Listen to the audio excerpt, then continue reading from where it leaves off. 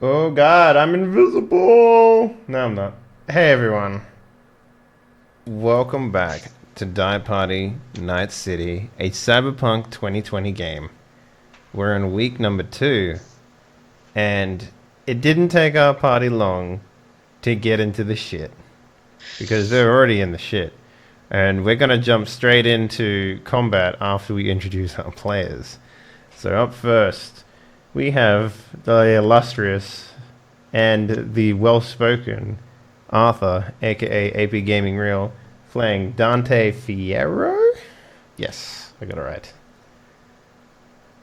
Say hello. Oh, there he goes. Up next, we have Gamer Siren playing... Oh god, I'm going to say fucking name. Zephyr Takahara? Yep. Oh, I got it. Sweet. 2 for 2. 2 for 2. Next, we have the extremely muscular but very central, typical GM playing. God, I want to say your character's name is Henry. Irie? No. Okay. All last session you were like Henri. Like, when did you become French? Henri? He's like, Einar? Monsieur Henri, Einar. would you like to roll dice for me Einar. today? Einar, the best and most authentic pronunciation of that name. Don't listen to LeBeau's or Feral Kitten. All right, They're both Einar. I There you think go. you should try to remember by thinking that he's like a pirate. Like, Einar. Einar. Einar. Very That would work, piratey. Yeah. Up next, we have the mustached and always ready down to sweep the floor. I don't know why I said that. Zircon 5, who will be playing Band Mortar. Band Mortar. That's right. Ban Mortis back, everybody. And last but not least, we have the very shiny, the very strong. He can take people out in one punch. Chipping it, who will be playing Barash. Yes. Today I mix up the accent, because old one was suck. As it turns out, Barash has mental problems, and he believes he's Russian. Next episode, They have he'll lots of believe mental he's problems. Chinese or something like that. Don't do that, I offend the entire country. You're already doing that. So last time we played, our players were given many a hint to get the starter story started. But because we have a corp in the party, that went down the drain pretty quickly. And now we're on an attempt to kill someone in his corporation because he wants to climb the hierarchy ladder. So our players have not only seduced his wife, but also seduced the man they're trying to kill, and they're going to both meet both of them in their house, but instead of penises and lovemaking, they're going to do it with plastic explosives. So, you know, everything's about right when it comes to Cyberpunk. So, we had some combat. Alfie, the wolf, mysteriously took a bullet to the brain. And now we're about 3 turns into combat. And we're going to pick up right where we left off with Einar. It is your turn. You are getting peppered with bullets right now with a very shaken Zephyr, or maybe not, standing behind you, covering. So what are you going to do? All right. So just as a reminder from last week, we're currently in this very upscale sort of The way I thought area. about it a little bit more, and do you know how hospitals sometimes have like that front garden where their patients could walk around and stuff like that? An atrium, absolutely. Yes, it's very much like that. But their big thing is that they have trees, and most places in the combat zone in Night City, they don't worry about that. So this is why this is so expensive and upscale, because of the trees. So that's what Because they people have are having. actual grass and actual trees instead of, if you could imagine, I think being in a metropolitan area like this, that the square footage of everything is just enormous. And they build these huge high-rise towers. So having a patch of grass with a tree on it is basically like worth millions of Eurobucks probably. Yeah. You're like, what's wrong with a cell phone tower? Oh, this is a tree. The hill. Wow, what an artistic tower. Yeah, no, it's seen one of exactly these like in that. years. Most people don't notice the fact that trees are missing until they see a tree.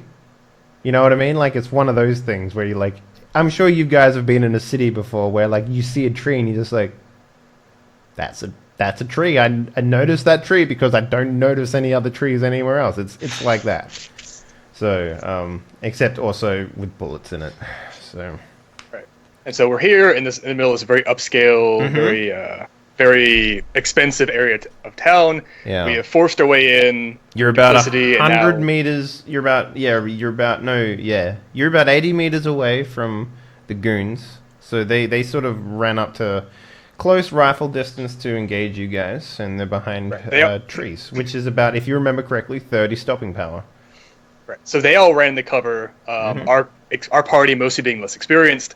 I know that Siren's character stayed out in the open, and so my character moved forward to cover her. Yeah, I'm I also know going that- to mention here on the stream that I honestly think I kind of fucked up last week because I just made these NPCs engage straight away rather than trying to talk people down. But then again, Right. it is Night City. Sure. So I will do better in the future to give you guys a little bit more warning before combat starts.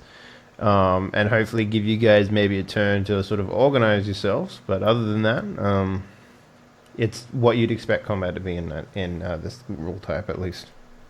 Sure. Well, that's what my character stopped and didn't shoot first, even though I acted first in combat, because basically for that reason. I didn't know if these guys were actually going to come out guns blazing trying to kill us, or if they wanted to ask us why we were there. Or Yeah. I whatever else. believe your exact words were, I do not know if these are servants of Loki. That probably was my exact phrasing. But now I am certain. Now I know that they have been bound for hell, Hel, as they are obviously evil men who seek to take my lord, Dante Inferno, away from me, as well as the goddess Freya, Heimdall, and Broker. So, yeah, I'm going to charge forward. What's my move allowance is 5. So how far does that take me?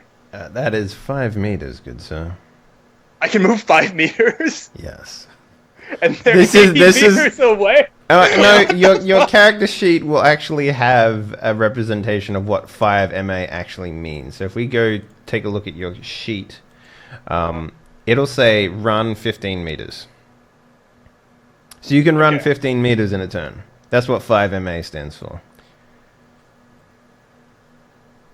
I can So I do can- 12. I can move 5 meters. Yeah, so there are some things in this game that can move somewhat up to like 30, maybe 40 meters a turn. But that is like, it's not like D&D where you can go like, I'm going to move twice in a turn. Nope.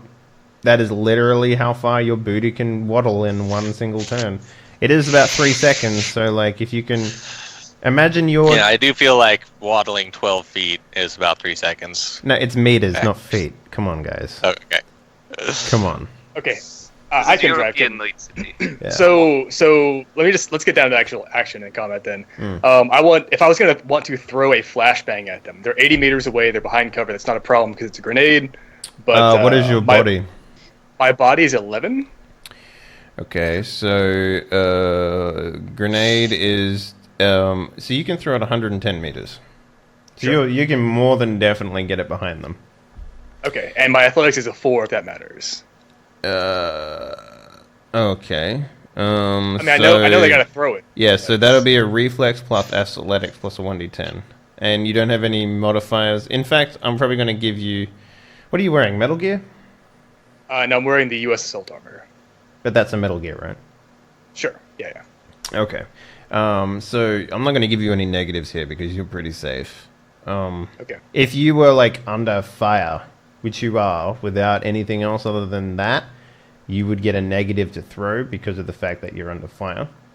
Absolutely. I'm standing out in the open getting shot at. Yes, but you know what? You're kind of built for that, especially with your armored Metal Gear. So I'm also assured that I have my place in Valhalla once I die, so the prospect of death is not necessarily as terrifying to my character. In any case, All right. so I roll a d10 plus no, my just athletics go into your plus skills. Just go into your skills and just press that athletics button, All right. and that'll do it for you. All right, a 19. 19. Okay, so you can Alright, 19. So you can throw it a quarter of your max weapon range. A little bit higher than a quarter. So it's almost up to half your weapon range. So you can throw it 55 meters, and that's probably... Did you move? No, I haven't moved yet, but it's not going to be close enough. Like, No. if I move 5 meters, they're still 75 meters away. I throw 55, it only has a range of like 15 meters, so it'd still be well outside of the effective range of flashbang. Yeah, so we won't force you to do that, but that's sort of how grenades work. So the way that weapons work in this game, the DC is always the maximum distance away from a target. So, for example, do you have weapons in your thing? You do. So you'd have, instead of like rolling athletics, you would just roll like this, for example. Here, let me roll it for you.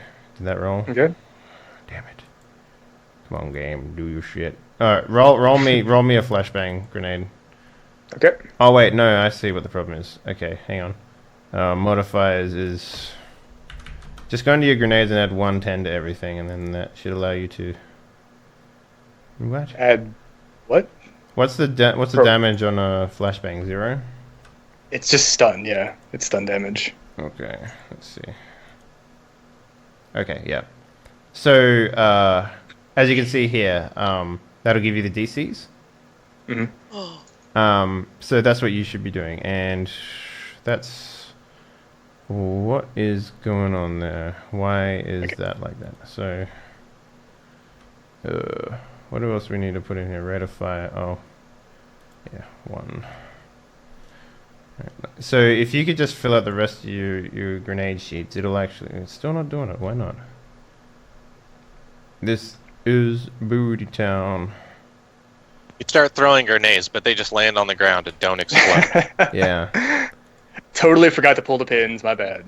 Yeah, they're just picking them up Still and not putting them in doing their it. pockets. Exactly. Oh, what's the weapon allowance on a flashbang? Is it 0? The weapon, what? The weapon accuracy? Yeah. Okay, so there you go. See now it's rolling it properly. So yeah, if you could fill out on your grenades the weapon allowance, just put 0 in, the damage for the grenades, and the distance that you can throw them, which is 110, on all the modifiers for the grenades. And then you can, whenever you want to throw a grenade, you can just hit the grenade button, and it'll just tell us automatically what you need. Perfect. All right. Yeah. So in that case, I can't delay my action. Right. We've been over that. No Yeah. delaying. No delaying. All right. So I'm going to move 5 meters forward. I'm still going to try to keep myself as much between the rest of the party behind me and the people in front as possible. I'm going to take a knee. Does taking a knee stabilize you at all? Firing in this game? Come on, man. Okay. I mean, I tell you what, I will give you a bonus for that. But, however, you will... So, taking a knee will count as a move, as a thing you do. So, for example, if you move, take a knee, that's 2 moves. So, the next thing you do will be a -4. Mm-hmm. Right? Because remember how In this that works? case- Every time you Yeah, I do got you. something? Yeah. But I that will case- give you a that case- bonus to aiming. It'll give you a +1. well, I'm not gonna do it in this case because it's more of like that's what you would do in an actual firefight to minimize your profile as well as to give yourself a more stable shooting position. But I'm gonna move forward. I'm sorry. I'm gonna shoot first and then move because I can do that without a penalty, right? Shoot and move. You can shoot then move without a penalty, but if Yeah. you move then shoot, you'll take a penalty. Yeah, I'll shoot and then move. Mhm. So I will shoot at whomever is closest, whoever I can see best. Okay. Yeah, no, the 36 will definitely hit at close range. So you only need a 15 to hit. That 34 damage will definitely go through the tree. So, Okay. oh, but the hit... Oh, I think you just fucking almost killed someone. I think you did. Headshot? Yeah, so hit location, basically the way that it works, if you hit someone in the brain... So... In Cyberpunk 2020, when you do damage to someone, if you do more than 8 damage to a limb in 1 damage roll, aka 1 bullet, then the limb will be destroyed. Now, the thing with headshots is that you always double the damage to it. So, even if you're wearing armor, if you get hit in the head, the damage will be doubled before the armor is removed. If that makes any sense. Yeah. Because it's like, imagine just like, even if it doesn't hurt you, it's still like you're still getting like, you know, your brain shook up, right? So that's what that's supposed to employ. So the fact that you hit this guy in the head and you also went through the armor, which is, I domed him through a tree. So basically, he sort of like leans around the corner of a tree, and maybe you see like his forehead sort of leaning out. Like he does a thing where he sort of like leans sideways, but his eyes is peeking around the corner, sort of thing. Yep. But you as a solo, you notice that you're just like, I can spot him from a mile away. I know what's up, and you shoot through the corner, the weakest part of the tree. Yep. Goes straight through the wood, and it just fucking brains the guy. And since you did 4 damage, it doubles to 8. But let's take a look at his BTM, because he might not be dead with that. Even if he's not dead, that's fine. Yeah. He should be out, like at least unconscious. Well, he has to roll body. So let's see. His BTM is -3, so he will take 8 damage, and then he'll go down to 5 damage. So kudos to you on fucking braining this guy. I think I need to get another sheet up. Okay, so which goon were you shooting at? The closest one? Yeah, whichever one made the best target of themselves. And as I run forward after my first shot, I'm going to, again, try to keep myself to the party and the shooters. I'm going to turn, like glance over my shoulder, and just yell, Freya, get to cover, they are trying to take you. Alright, so you did 5 damage. That puts him into serious, which means that he has to roll a save. Alright, he's fine. He doesn't go unconscious. So basically, just sort of like, maybe it just like, the thing hits him through the tree. And for the most part, it's really slowed down, and maybe it's mostly wood that hits him in the head when he takes his damage. But he sort of recoils back and leans, and then he sort of just like digs in deeper into cover. Before he moves behind the cover again, you basically see his head is completely split open and blood is just pouring down his face. Like a bullet going through cover like that is going to start tumbling and destabilize. It's going to lose a lot of the force as it's expanding it into the tree itself. So a glancing blow through cover is actually fairly common. Aside from typical GM being a tremendous human being and having fucking just extreme knowledge of D&D and role-playing, I brought him in because of his great understanding of firefights. And it's really going to be great to have him on board. So let me just... Series 2. Okay. So now it's going to be his turn, because Alfie is a... KIA. So he's just going to sort of take this opportunity to fire back directly at you. But he is also going to aim.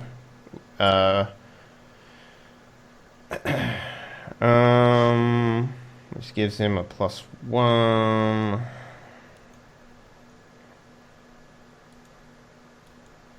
Okay. Alright, a 22 definitely hits you, but the damage is not nearly enough to do anything. Actually, you know what? It's 40 damage. You just got brained.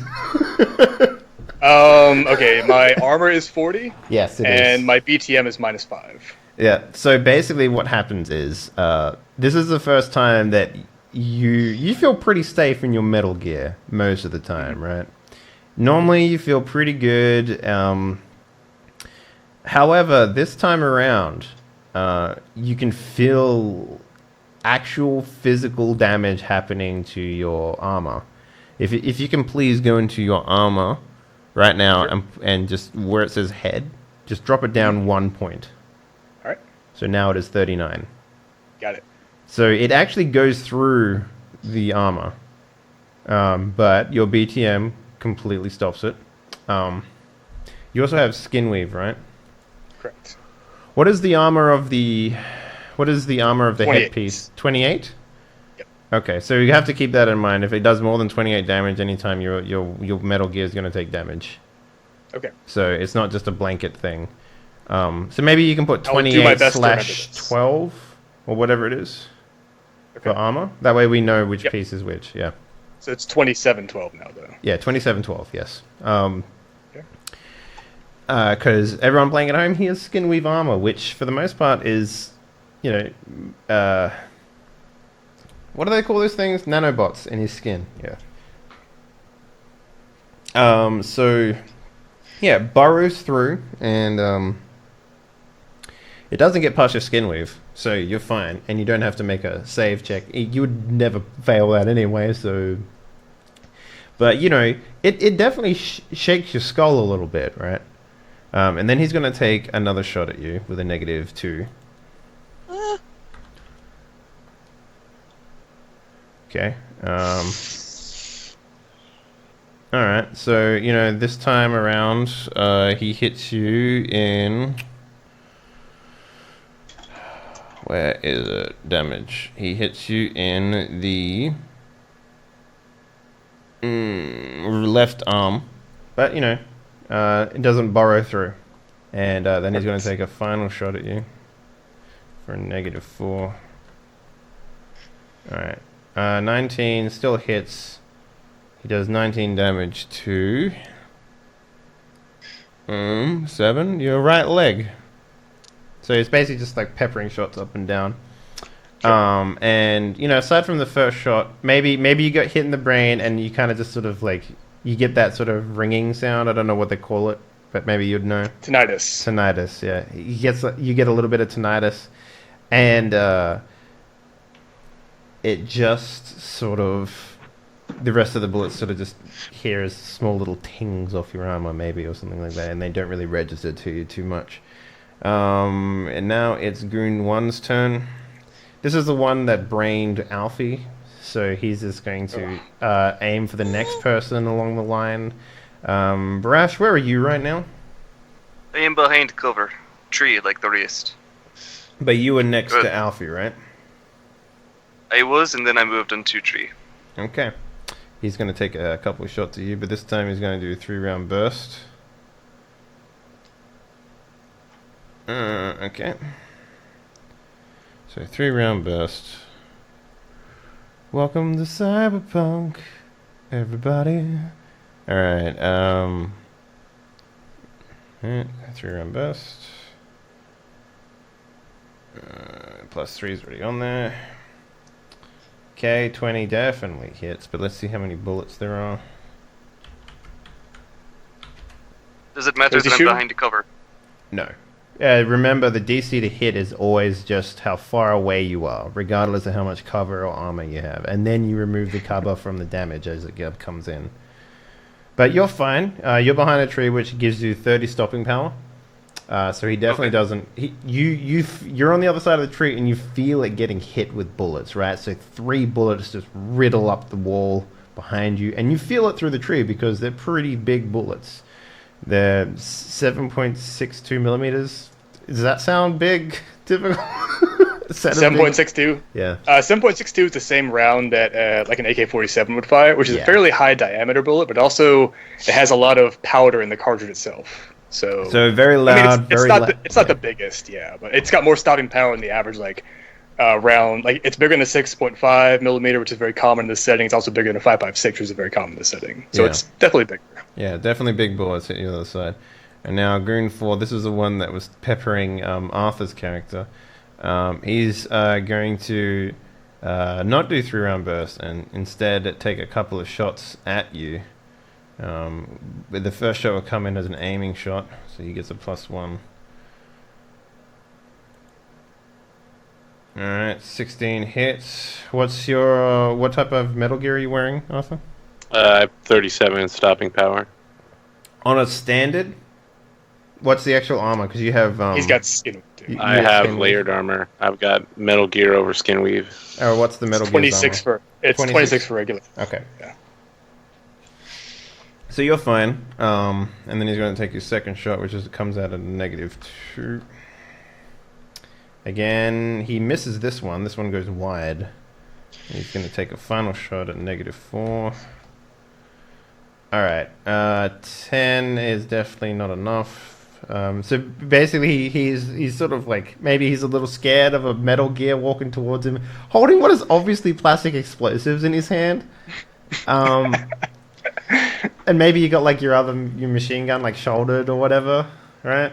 and he's just like, he takes the first shot. He's like, he calms down. He's like, when he takes a shot and he hits you, and then he's just like, he takes 2 more shots straight afterwards, and they both just go wide. Then he's just like, fuck, and he like hides behind the tree again.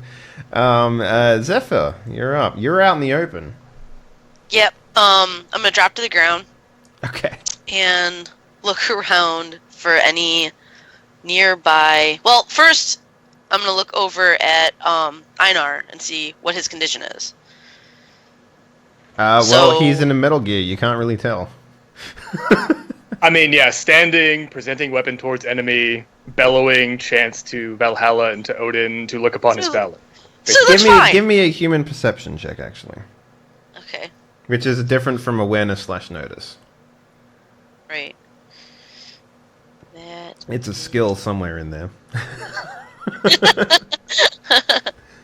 If you guys have ever seen the player page in Roll20 for this shit, 31. wow, you crushed that. You know what? You take an IP real quick. Just put it right next to human perception. Just put a single IP in the IP channel Just there. one? Yep, just Thanks. one. Awesome. So basically, you take a look at this hunking piece of metal in front of you that's walking along and basically just like screaming obscenities about Norse mythology that you don't completely understand. But for the most part, you notice that he did take a small concussion after getting brained. I'm probably slurring my words at this point. Yeah. A little bit. Damn it, Einar. So what do you want to do with that information? Well, I mean, I can't really heal him. No, you can't really heal a concussion. In I mean, his the only way suit, that you right, I can heal a can't do that. concussion is to take him out of combat and just, lay him down Which I and be can't, like, lay right. there, but... That ain't happening. Yeah. At the same time, I'm not 100% sure how safe I am running after a guy that's getting shot at. True that. I told you, I yelled at you to get your ass in cover. So. Right. So I'm going to look for the nearest cover. What's your movement allowance? Now that I know that he's okay. I only have a 12. You can only move 12 meters? Yep. Okay, you're a bit off from any cover. The first cover is about 30 meters deep. So that's why Chip has able to get there, because he hasn't done anything for the past 2 turns. But you ran behind the big Metal Gear, so you're Is a bit this off. stable armor? Like, could I climb it? I mean, that would be like climbing a person, and you would also expose yourself even further. So imagine a Metal Gear looks kind of like, let me see, there's a picture I have. Look, just in general, the just- human It's like- goes inside the Metal Gear. Yeah. So that's just the normal. So just go to, if you go to way the to player wear one. handouts and go to step 4.4. Can I, oh, hang on. Let me You show need like a special Did that show shoulder up? mount. Okay, so To it's give not her, like, like it's shoulder not what I rides. thought it was. No, Okay. it's not like the metal, it's not like a walking... It's not like a suit, right? It's just like a No, it armor. is, but it's very skin tight. Okay, Yes. right. So not hulking. It's like I not thought. like Fallout 4, right? It's Right. not like that style. It's more like if Japanese people made a mecha that was the same size as a human, and then they had a small child drive it. It would be like that. That's my child, right? Yeah.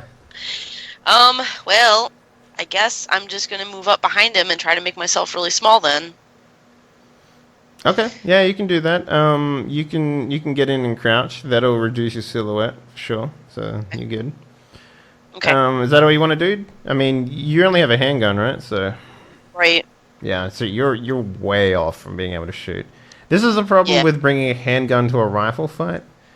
They're within close. So the way that it works is, it's, as I said before, weapon DC is basically the distance of your gun, like the maximum distance divided down. So close distance for a rifle, because their maximum shooting distance is about 400 meters. A quarter Right. of that is 100 meters. A handgun, on the other hand, the maximum distance It's a is like 50 range. 80 meters. So a quarter of 80 meters is like, what, 15 or something? I can't remember. It's tiny. Yeah, A it's quarter of 80 is 20. 20, yes. I thinking way too much about stuff to think about that. But so that's sort of, you'd need to get within 20 meters to have the DC of 10. If you, for example, you're about 80 meters off now. If you wanted to, the DC would be 30. No, DC would be 25. My handgun skill is not high enough to pass that. Okay, very good. So I'm just going to hide. All right, Goon 2. So this is the one... Band, where are you right now in the world? Well, I had run away from the car towards the trees, but all I had got is like halfway there, and then I didn't like fire my weapon or anything. Okay. I just like was trying to That's fair. hide, but I didn't have any cover. So this person is going to take another shot at you, Zephyr, because he sees you running now. So he's going to do a 3-round burst. And lucky for you, this will only hit once, if anything. Okay, 22 is definitely a hit. And we did decide that the cover given by... it would be like if he was shooting at typical. So he has to basically go through you. Typical. So you're just weathering another round of being hit. Perfect. All right, so one exactly how we drew it up.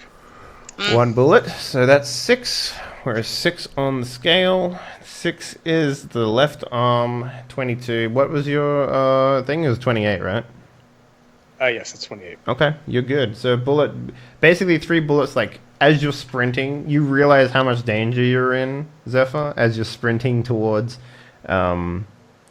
Einar, because it's literally the only cover between you and actual cover. Bullets sort of like bounce in front of you, and maybe one hits like the first one hits the armor of Einar as you roll into place, and the 3 bullets sort of like pepper around your feet.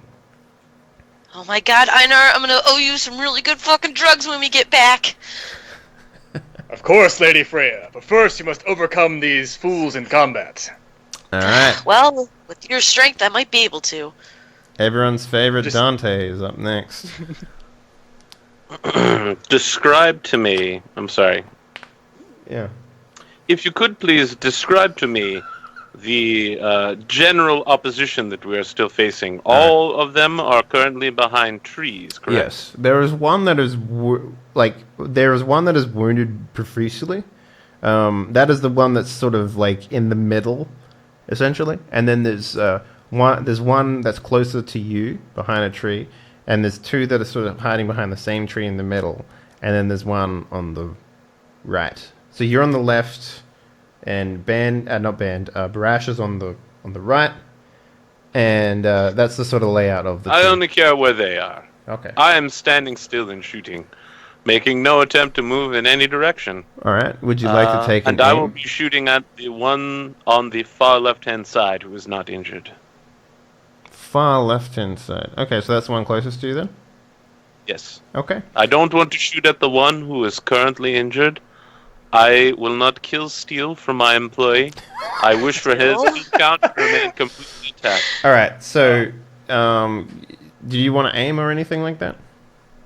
No. Did you want to do a not. 3-round burst or anything? What are you doing? I already have 3-round burst and smart gun toggled.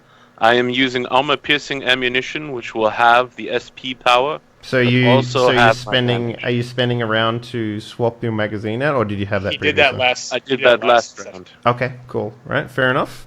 So give me a roll and then followed up by a 1d6, please. A gunshot. Yeah.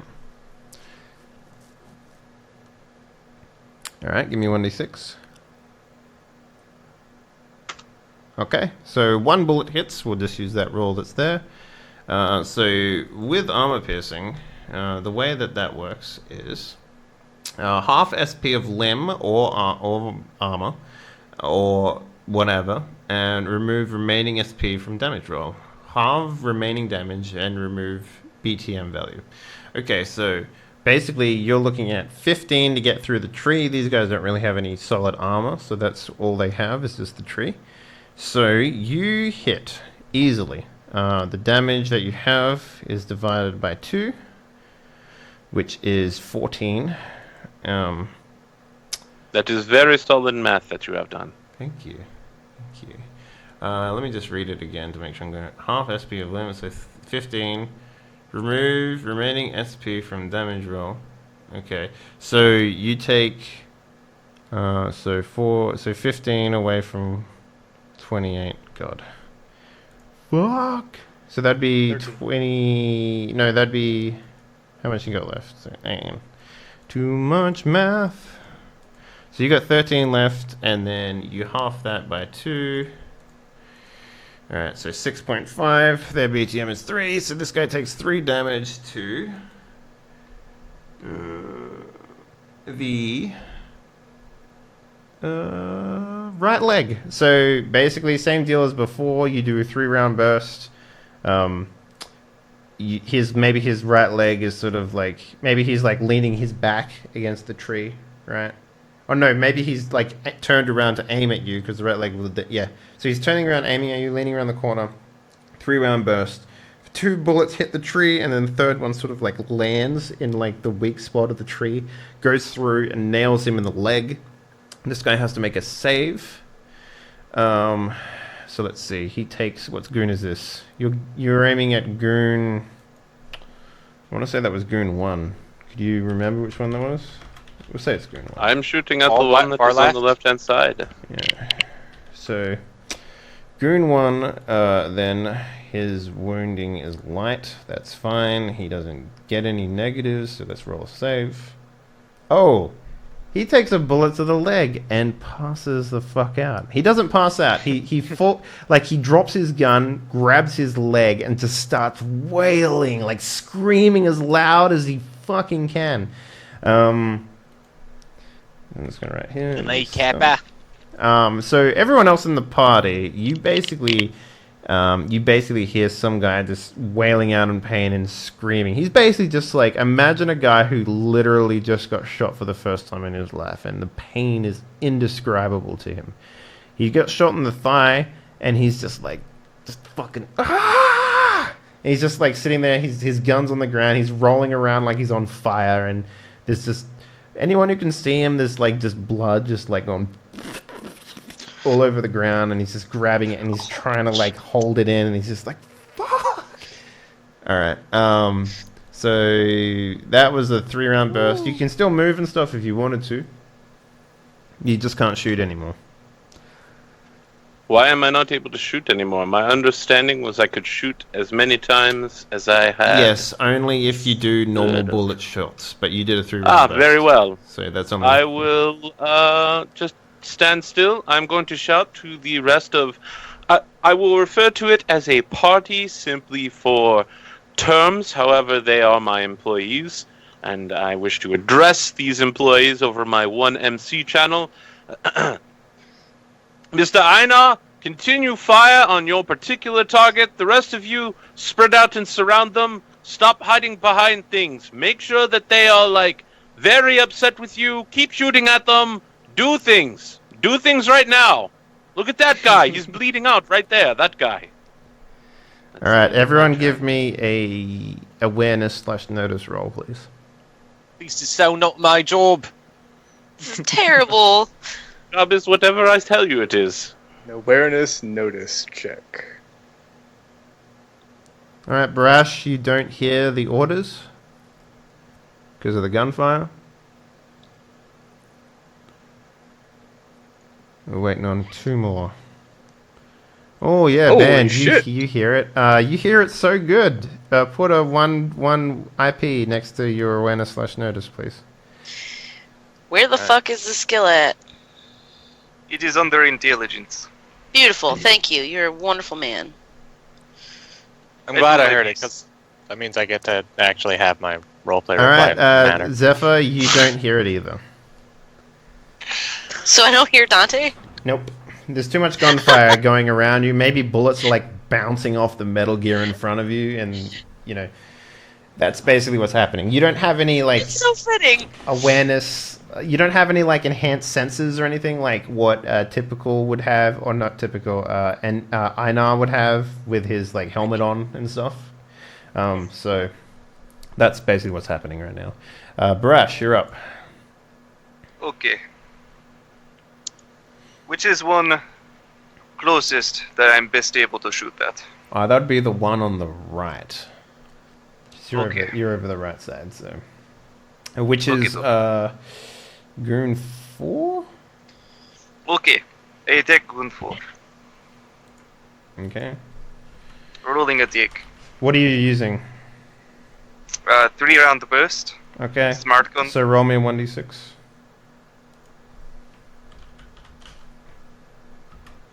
Alright, so you only hit with one bullet. Yep, 30 is enough to get through the SP. Good stuff. So hit location 2. Alright, you fucking nail this guy in the chest. It's like thunk. Jeez, did you really do 17 damage? Fucking hell. I rolled the 1. Yeah. It's supposed to be 5d6. No, question. Oh wait, no, for sorry. everyone. You hit the tree, but you don't do damage. That's from what it. I thought. Yeah, I did it the wrong way. I was like, yeah, he got through the tree with a 30. I was like, no. That's what I thought. But I had a question. Mhm. Why roll 1d6? 1d6 when you use a 3-round burst, it's divided by 2, and that decides how many of the 3 bullets actually hit. So if you get a 6, 2 bullets hit. Okay. No, if you get a 6, So it's 3 bullets basically- hit. If you get a 4 or a 5, it's 2 bullets, and if you get a 3, it's 1 bullet. Okay. But anything so under just 3, more chance. Yeah. So Understood. basically, if you get what would happen if, like, for example, if you guys rolled a 6 on that, I'd be like, okay, roll 2 more shots, and then see there's a blue box underneath your weapon there. I'd get Okay. you to roll like that, and that would roll another 2 bullets hitting someone, and the damage. So Thank you. yeah, that's what that would look like if I asked you to do it. Okay. So did you want to move or anything? You're behind cover, so. Is there any more cover that I could get to? Well, you're behind a tree. I mean, you can't. What's your movement give you? What's your run speed? Run is 15, I'm gonna say but I that already shot. the next one is like 25, but that doesn't matter. You can still move. So the next cover will be 25 meters away from you for the next solid cover, at least anyway. If you wanted to get closer, but you're within 100 meters easily, so you can. This is like engaged distance for you because you have a rifle. So With skill, medium range is almost as short. yeah, that's right. Okay, so Band, you're up. All right, so I continue my run towards cover, and I think you said I could make it to cover this round. Actually, first, okay, no, he yells at me to. He said to get around them, and then I don't know. fire, right? Do you remember what he Yeah. said? Don't say anything You else. said to surround them. You said to surround them. I think. Okay. Well, you definitely heard him, so you tell me what you heard. Yeah, I'm just gonna continue to like move, I guess, around towards the left. Actually, if I look around, everyone was behind cover, like my last turn. But if I look, is everyone still behind? Like I'm all not the- behind any cover, sir. No, You're no, talking no, about the other guy. enemies? The enemies. Yeah, Yeah. the enemies are all behind cover. The one on the left, the closest one, Goon 1, he actually is not doing anything right now. He's on the ground wailing. So if you wanted to get past someone, that would be the way to do it, because he's literally like just still on the ground, like crying in absolute agony. You've probably You know what? never I'll heard shoot it that before. guy. I'll shoot that guy. He's still making behind too much cover noise. in terms of like, he's wailing behind cover. So, but if you wanted to roll get, out of cover. he didn't roll out of cover. Look at this so- motherfucker trying to kill steal me. It's because I'm Palestinian, isn't it? Shit. It's because you keep yelling at me to do stuff. All right, so your movement allowance. Okay, if he's got cover, forget it. I'm going to continue on so I can get cover, and then I'll try to get All right, around. so you're that you 2 can get me. meters away from cover right now. So take 2 off your movement allowance, and that's how much you can move continually for the rest of the turn if you wanted to keep going. And Okay, between this cover and the next one is 25 meters. Ooh. So you can make a move, and then maybe like I'll let you drop to the ground completely. All right, yeah, I'll just drop to the ground like right before the tree. That's All right, fine. so here's what it's going to do, though. If you wanted to shoot next turn, you could shoot, but it would take an action to stand up. So remember, every action you do adds a -2 after the first one. So if Right. you wanted to stand up, move, and then shoot, it would be a -4. Does that Yeah. make sense? Well, yeah. I mean, with my skills, I can't hit them unless I get around their cover. So Okay. I'm just gonna have to keep moving. So you move. What's your move allowance? 12. Okay, so you move 10 meters into the thing, so you've got another 15 meters to cover before you can get to the next cover, which is pretty rough. But you've dropped to the ground, which will give them a -4, I want to say, to hit. But it'll reduce their hit location considerably, so you can only get hit in the shoulders and the head if they do hit you. So it'll be a -4 to hit, I have a helmet. but it'll be also a -4 to the hit location. If that makes Okay. any sense. Trade off. Yeah. It's a trade. Yeah. All right. So, Einar, you're up, buddy. Hey! Alright, continuing basically the same. So they're all still behind cover, they're all still alive. Yes. Arthur You got hear- one you pretty hear- good with his you armor hear this- piercing. I don't know if this does anything to you, but you are on drugs. So, but you do hear someone wailing out in absolute agony right now. Yeah, so I will bellow as I run forward, like, "Fear not, foul warrior, your soul will be claimed soon, your mortal agony shall end." As I'm like thundering forward in my heavy-ass armor. But before I thunder forward, obviously, Do you have gonna fire intimidation as a skill? I have interrogation. Okay. I'm Fair not. enough. Remember, my guy is supposed to be extremely cheerful all the time. Yeah. He's actually trying to comfort this guy. Like, don't worry, your mortal agony will be over soon. Okay. Fair enough. I'm coming to end your pain on this earth. Give me an intimidation roll with Okay. a +1. Okay. Yeah, perfect. I mean, I'm the most cheerful. Wait, Hang on. why What did you roll? You rolled an 8 + 6, so So that's 15. Well, you won't be able to roll. Yeah, so you gotta 16. Yeah. So all right. Yeah, it does something maybe. Okay, that's fine. Yeah, I'm gonna fire off a 3-round burst. How do I fire off 3-round burst? So go into your modifiers and click 3-round burst for your gun. My mods, there they are. All right, modifiers. It's already on. Okay. So Awesome. yeah, make sure you uncheck it at the end of this turn because you don't want to be firing with a +3 all the time. And I'm not going to check it, so that's just Oh, I've you know. been firing with +3 this whole time apparently. So Okay, that's fine. All right, 33. Yep, that's fine. Give me a 1d6, please. okay. Okay. So who are you shooting at? Headshot. Just the same guy you're shooting at before? The guy that you Yeah, got in the same head? guy. I'm trying to focus the fury upon this one guy. Okay. So what happens is you basically just you just pepper the tree with bullets, and he's just sort of carrying behind it. Now, how far did you move up? Another 5 meters, I would imagine. Okay. All right. Zephyr. So I'm now almost within range of grenade throwing. Right. You're behind. You're like next to a tree now, so Okay. you're like 30 meters deep now. I'm gonna say I wasn't keeping track. Sorry. But I'm gonna say you're 30 meters deep now. So that is basically. If you wanted to go past the tree, you could continue with your movement allowance if you wanted to. Because in terms of like offering armor to Zephyr, maybe you're doing it unconsciously, but like, you know, she's like 5 meters away from a tree now, so. Can I, as another action, kind of try to like throw her behind cover, like pick her No. up and actually throw her? Absolutely No? not. She's only 5 meters away. I could probably toss Belinda that far. So you would need to move back 5 meters. Oh, she's And still then- 5 meters behind. Got you. Yeah, I got you. Yeah. Okay. Yeah, I'm just gonna continue trying to keep myself between as many of them and as many of my comrades as possible and move forward.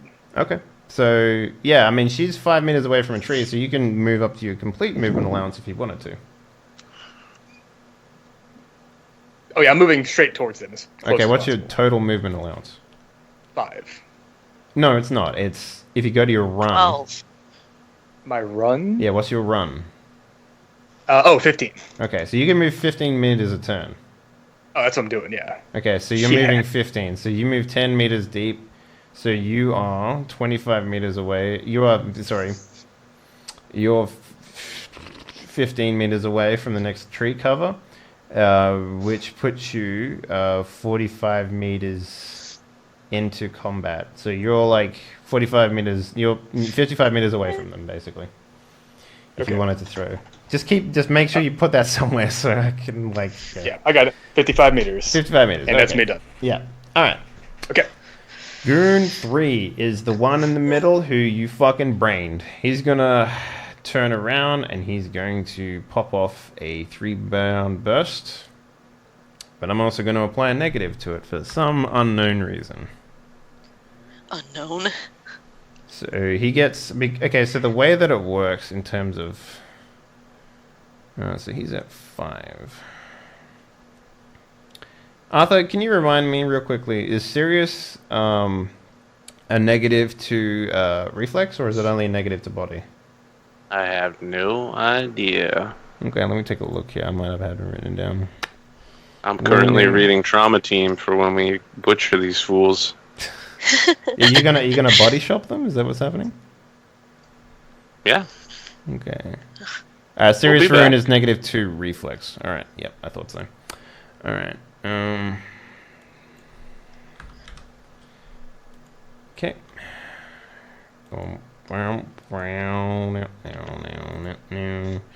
Alright. And with another. Okay. Yes, he hits you. What is your damage? What is your current armor on your 9 would be chest, I believe. Yes. No, left leg. What is your armor on your left leg, typical? 40. 28-12. 28? Okay. You're fine. Bullet bounces. Oh, hang on. Ooh, look at that. Okay, so 3 to... still 1. Alright, so yeah, the bullet bounces off your left leg, and then you just hear cursing. And just like kind of the type of cursing that maybe... I mean, you know... And Einar has spent time in the army, right? You've done some... He spent time in the People's Liberation Army of Norway, or whatever it is in Norway now. Okay, so have you seen combat in your army? Oh, absolutely. Much more combat since I've been a private contractor working for the cults. Yeah. All right. Fair enough. So you would have heard people who've never been in combat before get under stress before, right? Oh, yeah. So that actually give me a human perception. We'll see how much you actually see. All right, let's see how much I actually see. Human perception. What do my elf eyes see? What do your elf eyes see? This is more hearing because you don't actually see the guy, but you pick up the distinct sound of someone being completely overstressed in combat. He's just like muttering to himself. He's breathing he's like that sort of stuff. This is I the find same it guy. fascinating. I can hear this guy from 50 meters away while there's an active firefight going on. You're a solo. That's true. I also have my awesome helmet that blocks out high frequency noises. Yeah. Yeah. So, this is what solos do. Solos are incredibly perceptive on the battlefield, ungodly perceptive. You've spent your entire life on the battlefield, so you can notice when you can take advantage of another human's being psychosis or psychological issues on the battlefield as well. It's just information for you. Whether you do anything with it is up to you. Alright, so Goon 1 needs to make a stun check. And this guy, I believe his wounding was 3. Okay. Save. Yep, he sort of so for you, Arthur, and maybe for you, Band, you sort of see this guy just go, and sort of just maybe he just he goes, "Urgh!" And then he slaps himself in the face, and you just hear him grab his gun and sort of fucking thunk as hard as he can against the wood, so it was boosh. And then he just sort of leans in and he just fucking aims around the corner, and what does he see? He's gonna make a perception awareness / notice.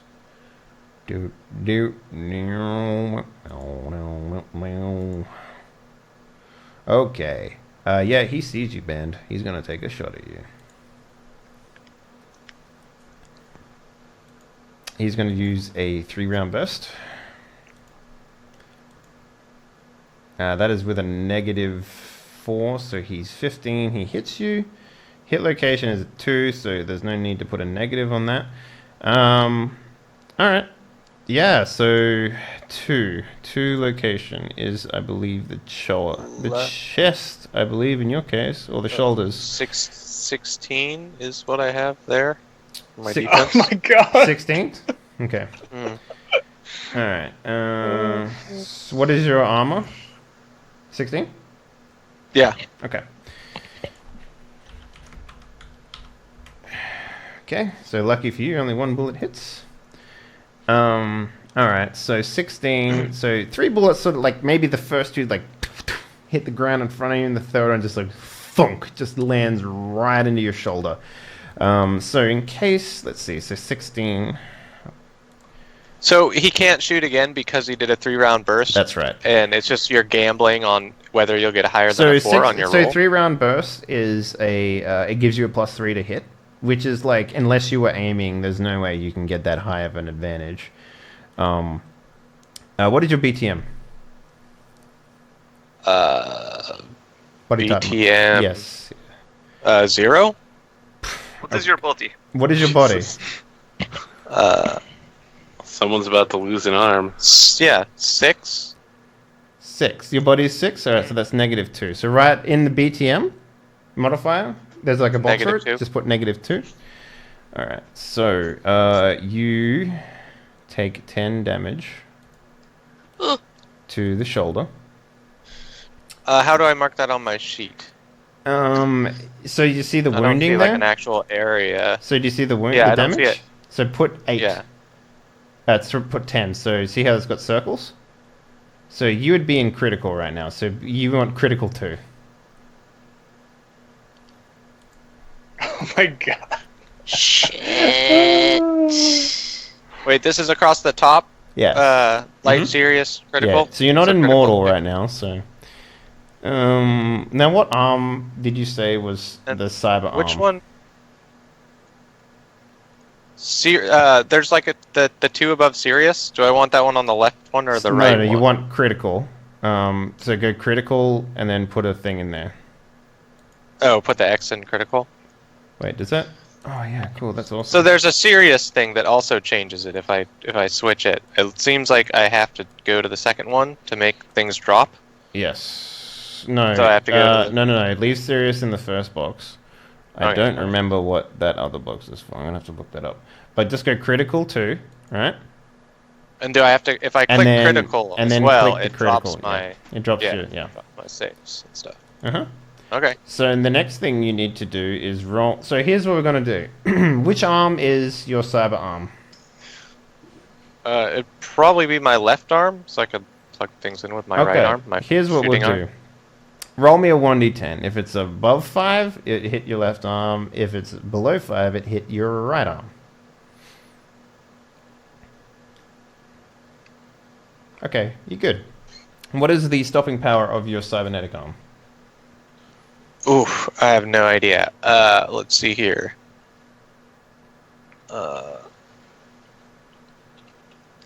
I do not have that under my cybernetics. Okay. I didn't realize the it gave average- me actually Yeah, it does. Because it's actual- made of metal, man.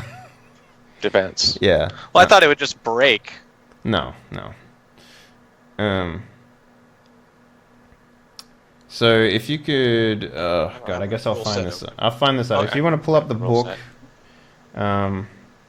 What type of metal arm? it's a standard. We need to know what the stopping power of a standard metal arm is. I know that you can get armor for it that gives it like 20, but I want to know what the standard is. I didn't get Yeah, I anything am looking. extra. Yeah, you're looking. Oh, there- Okay. All right, because once we know that, we can actually. Because I don't think you need to make a stun check on metal arms, but I could be wrong. Oh, is this unsearchable? Yes, it is. Damn it. I can give you a book that actually has bookmarks in it. Actually, I'll look that up. 20/30 STP. 20/30. So I guess it'd be 20. I'm gonna put that on my sheet. 20, Yeah. 30. So on your left arm, put 20 as your stopping power. All right, so it was 16 before, so that puts you down to. I don't think you're going to lose an arm now because your BTM. So it would go. You're 16, so 4 and. God. So it was 28 damage, minus 20, minus 2. So you take 6 damage. So you're actually in serious 2. Serious 2. Yeah. So it hits the joint, right? Where the metal and the flesh is. Like right That's in there. tender. Yeah, that's tender, yeah. It's basically where all the nerve endings are. So if you got hit any lower down, you wouldn't feel it. It'd just like break your arm. But I'm going to make you roll a stun check on this because it's so close to the actual flesh. So if you want to please hit that serious box at the top there. Just check that. And then click, I got it. Click the Then save button. Yep. Ooh. Ooh, those are terrible. Okay. You get stunned, but you can flavor this however you like. How would you like to flavor it? No, yeah, like it hits me, and it doesn't just like take out a bunch of flesh and like also go through some of the metal, but it like breaks the main connection between the like power unit, and like I just get completely electrocuted. It like drains the whole power unit into me. So I'm just basically for the next like 2 or 3 rounds being electrocuted. Well, I mean, you roll it every round again, right? So. Oh, okay, yeah. So we'll see when the electrocution stops. Yeah. So basically, this giant blue like thing just goes from in front of everyone's face, and you just see the shoddy cybernetic work that Band has just come back to him and haunt him like no one's business. So maybe Barash, you've seen this before, but he is so far away that you cannot help this man. So with that, I feel like we're going to take a break. How about it? Yeah. Everyone ready for a break? That's how Virgil died. Yeah. All right, guys. Let's take a break. So, Virgil, you do care.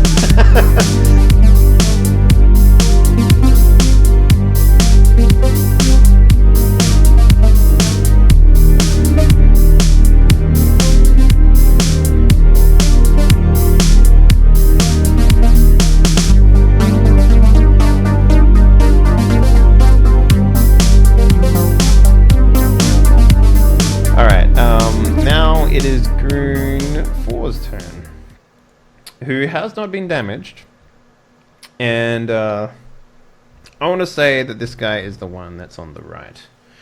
So this is the one that would take a pot shot at Barash, sorry.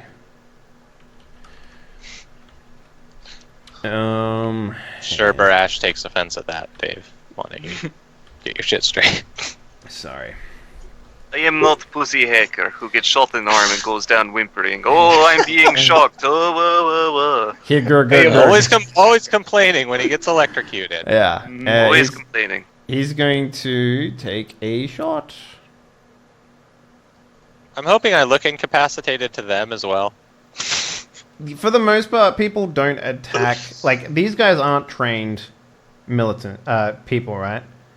They're not trained. These are the like local cops, right? These are like if you attacked a bank, these are the people that would shoot back. Except they happen to have rifles because it's Night City, so that's the difference. Uh-oh.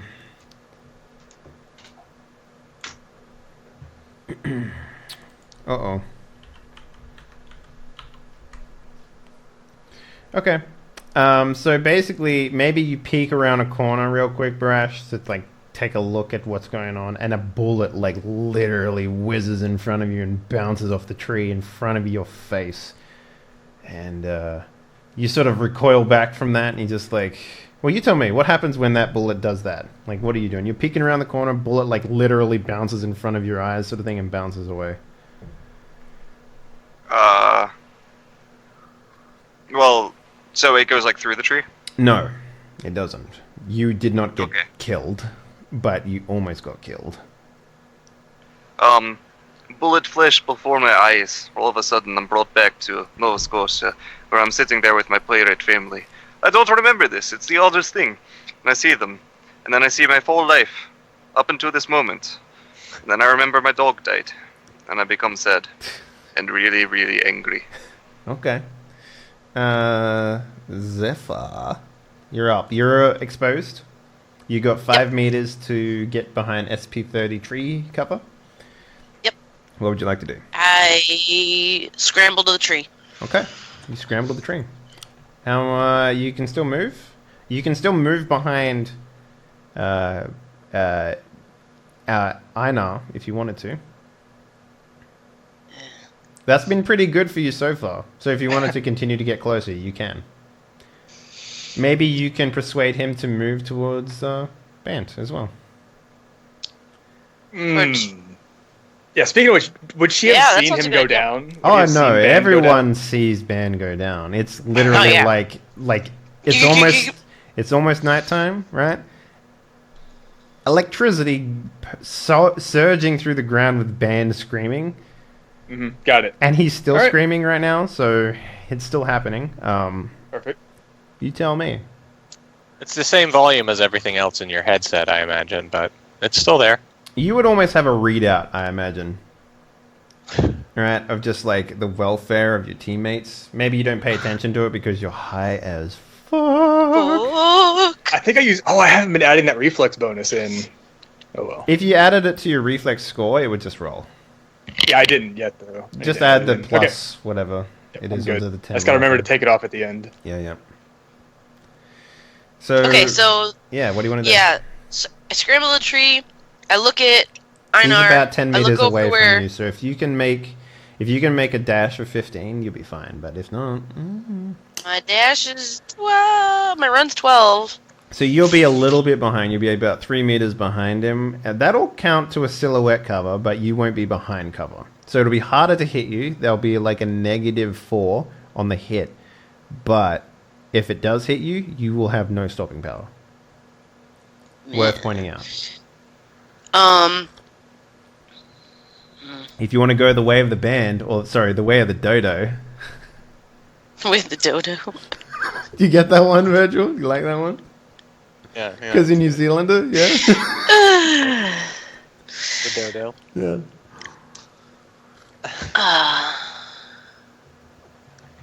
Alright,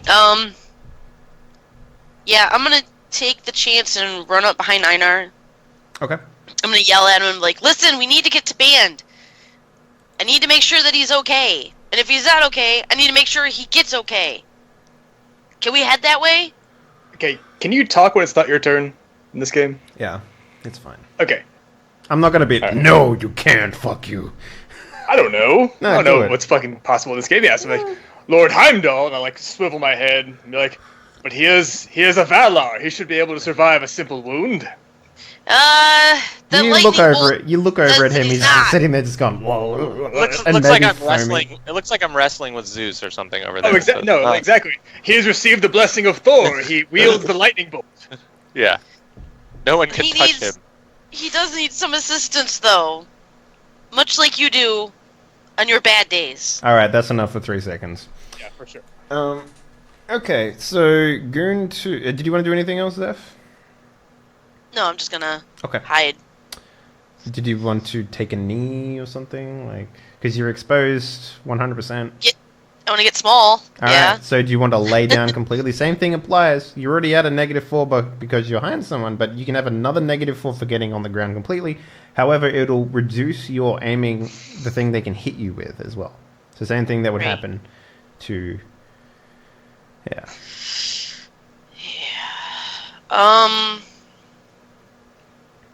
Yeah, I'll take it. I'll take the chance. All right. Okay.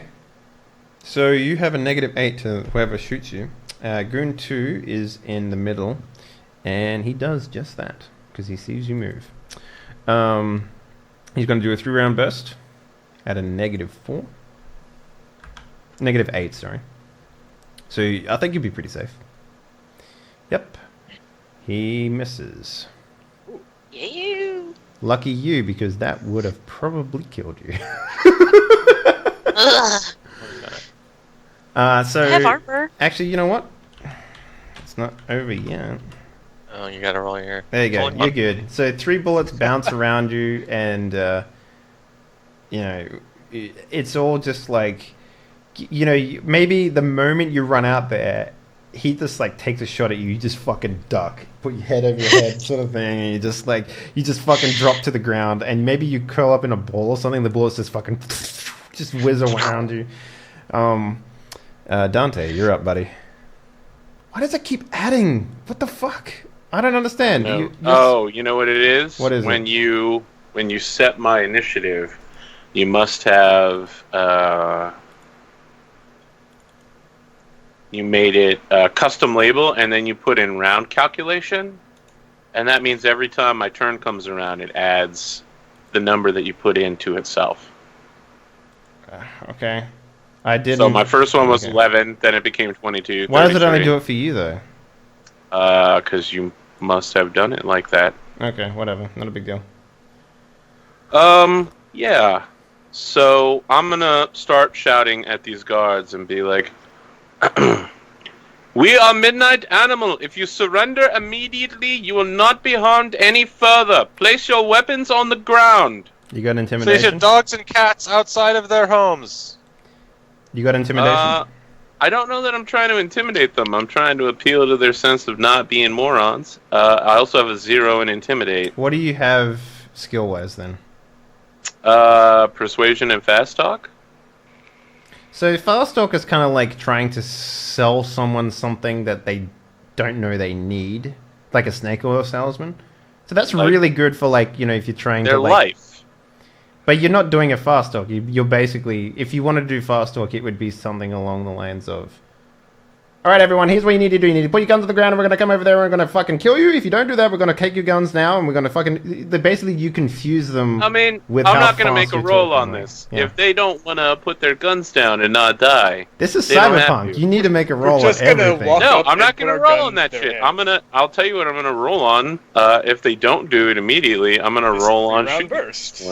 Yeah. I'm gonna So roll so round basically, burst. here's what it looks like. You're like shooting your gun as you're saying this. That's Yeah. essentially what this looks like. Yeah, You're like Arnold exactly. Schwarzenegger, where you're like freeze. Like that's what it's kind of like. You're basically asking people to put down their guns as you're Put your shooting them. guns down immediately, and you will not be harmed. All right. Well, if you don't make a roll, they're not gonna react to it for the most part. So Okay. that's the so trade-off there. Describe to me the state of this guy that I knocked down. Apparently, You he shot him got in the his leg. back. Yeah. right? But he basically manned up, and he's coming back with vengeance. Okay, well, I'm going to shoot him again. Very well. Are you moving? Nope. Okay, you're just Shoot him, standing there. shoot him again with I've not vengeance. moved at all the entire time. I'm literally still standing Well, in the same in location. front of you, your teammate is literally exposed, writhing around in extreme pain. Listen. So We have this thing called a medical technician that I pay to deal with these problems. all right, just want to put it on the record. If Van gets fucking shot again, and no one's there, I literally you listen. have the opportunity as to a put yourself in front of character, him. I literally don't care. I want to point out on the chart that you had me roll on, I came off as a sociopath who does not care if others live or die. Perfect. Listen, bro, I'm just playing my character. No, I'm letting everyone know that is the case. You have the opportunity to do Also, that, but I your literally character. pay Gamer Sirens. I literally pay Zephyr to deal with this. That's all right. Give me a roll. You're doing a 3-round burst. I am Damn doing a 3-round burst. All right, I am roll a also 1d6. using Humbuckers. Give me 1d6. Okay, so 1 bullet. Fair enough. All right. So armor piercing. Half the SP of limb, so you're shooting through 15. You hit him, which is great for you. So you remove from 19. You remove 15. That leaves you with 4. You halve that by 2. Where did you get him? 7. 7 is the right leg again. So maybe it's like a case of like you're just like you're saying this and he's got up, he's taken a few shots, he feels real good about himself, and then you fucking just whirl around and like, and you shoot him in the same thigh once more. I'd like to think that we get the like down barrel shot, and at first he just like swivels to like a direct headshot in between the eyes, but then it just like goes down the body to like the bloody wound, and then No, because when he shoots, I imagine he shoots and the first two riddle off the tree. The second one just sort of goes to the weak spot again. It's not the exact same shot, but it's almost the same. So let's see. He takes a wound of 2. I want to say that he was left with, and that puts him. So what was he? He was at 3 before. puts him on the ground screaming again, So probably. he was at 3. Stay down. Drop your weapon, and you will not be harmed further. All right, so he's at a serious wound now because you basically reshot the same thigh. Let's see if he's save. Oh, he's fine. Oh wait, no, he's fine. Yeah, he's good. So you shoot him again, and he's just like, fucking. And that's, if anything, you saying put your gun down as you shoot him does the exact opposite effect for this guy. You shoot him in the leg, and he's fucking pissed. He is pissed. All right, did you want to do anything else, Dante? Remember, you can Nope. move. I will literally continue to stand here like a turret and fire. Yeah, that guy specifically hates being shot in the right leg as well, so Yeah, he had super he had, I am irritated right not now. heresying him. Yeah. Yeah. All right, Barash. I was like about to go look for my gif of like Jeff shooting someone in the right leg. So, as first opportunity, can I change Meg to other rounds? Do you have other rounds? Yes. I bought 2 boxes of regular and 1 box of AP. Are you Yes. the type of character? Now, I would say yes to Einar having other magazines of different armor types. Are you the type of character that would do this? I would have at least 1 Meg on me, Okay. just in case. Let's mark that down for the future. You He's prepare got what he yourself. calls his gorilla stoppers on him, just in case. Quite literally. Yeah. Literally. I deal with very large animals, and if they decide to go rogue, bop, Alright, bop, bop, fair with regular enough. bullets, no do damage. All right, so you swap to a magazine. That'll give you a -2 in your attack. Okay. I hope you guys have been keeping check of how much bullets you've shot, by the way, too, because you do need to Yes. reload at some point. Yeah, Especially if you're 0. doing 3-round bursts. Yeah, I'm counting. Okay. So, I specifically, after having my life flash before my eyes, and I realized that I lost my poor cyberwolf. Oh, rest in peace, you beautiful beast. I am gunning for the guy who shot him. So, to answer the question in chat, if you get, so the higher in the wound scale you get, the less reflex you have, and the less body you have, and your save modifier goes down. So it's easier for you to get fucked up, basically. Alright.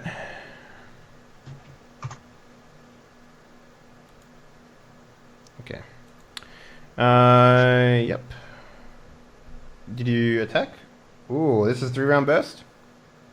It's always 3-round burst. So you hit 3 bullets into this sucker. This He is killed my dog. Okay, now go to your weapon, and now you see that blue box. And do 2. Great. And do 2 more, yes, please. Okay. Alright, so the first one, let's see. So you're going against armor pierce, stopping power 15. And let's do the math. Let's do the math. Oh shit, let's do the math. 21 minus 15. 6 divided by 2. So the first one is 3 damage in the right leg. Oh god. I don't know how that works, but so your aim is so fucking spastic that you just like, and it goes right leg first. The second one is torso. Jesus Christ, this tree is the worst. And then you have the left leg. So you basically just go from, you just sweep the tree. I do a triangle. I go. Yeah. want He's to make sure literally he just goes like, down. ah! No, this goes back. This is revenge. He shot my dog straight in the head. I shoot Alright. him in every part of his body. So- Even if they surrender. So I the shoot every part of his body. the torso shot does not connect though. And the only one that connects is the first one.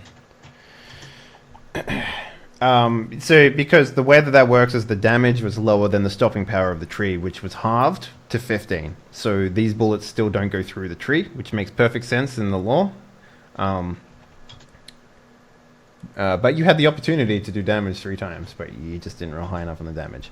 So, Sad story, yes, but at least I hit the fucker. yeah, so 21, It's dragging fucker.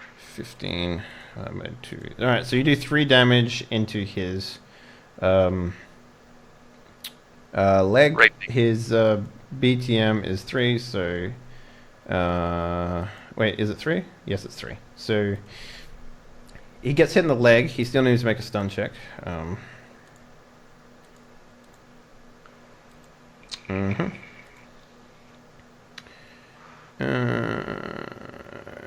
Okay. He's fine. So you hit him in the leg, so you hear him just fucking like, maybe just like fucking scream out for a second. He's like, ah! But that's all you hear.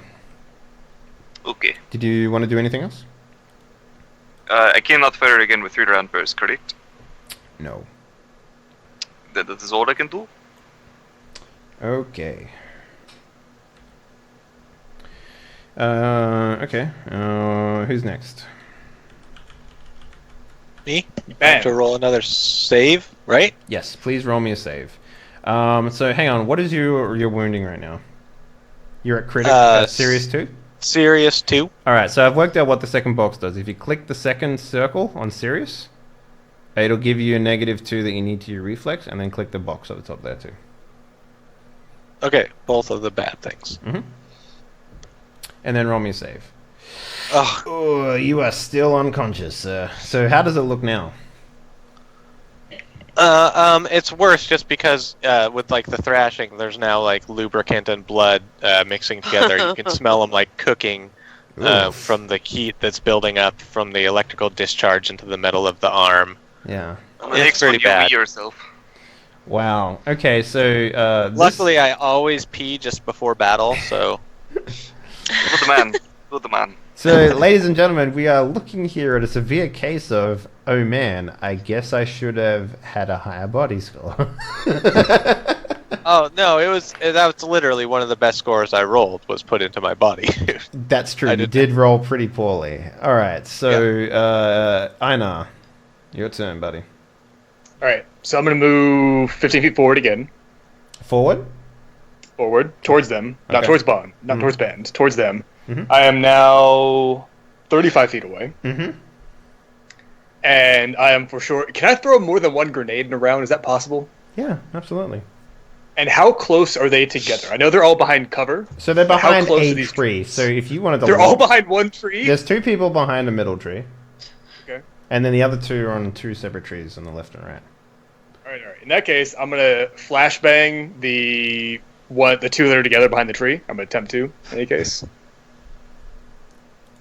So, grenades coming out. Do I make it just a regular attack roll with it? Is that how it works? Yeah, just roll your normal attack. Just go to your weapon and throw the flashbang. So there's a button. Would I have any bonus as, like, I am running towards them, the momentum from the throw? Would that aid in any way? Bitch, please. I mean, that's how throwing works, Henley. Like, Oh, look, I know what a crow's throw is, right? I know that shit. I used to play baseball. I'm down with the throwing of balls and stuff. just, However, Chris? I tell you what. You know what? I'll give you a +1 because you're being a whiny bitch about it. Ooh. I'll take it. My pride is worth a plus. Absolutely. Okay, you didn't roll this right, but you got a 1 on your roll, so that's a fumble. Fumble on a grenade throw. Holy fuck! Let's take a look. Yeah, through a flat. Yeah, you You might. just throw the pin at them, and then you're like, oh shit, Just holding the flashbang. that's not the thing. Alright, let's take a look at the fumble table, everyone's favorite table. Okay. Let's see, fumble table. Where the fuck are you, fumble table?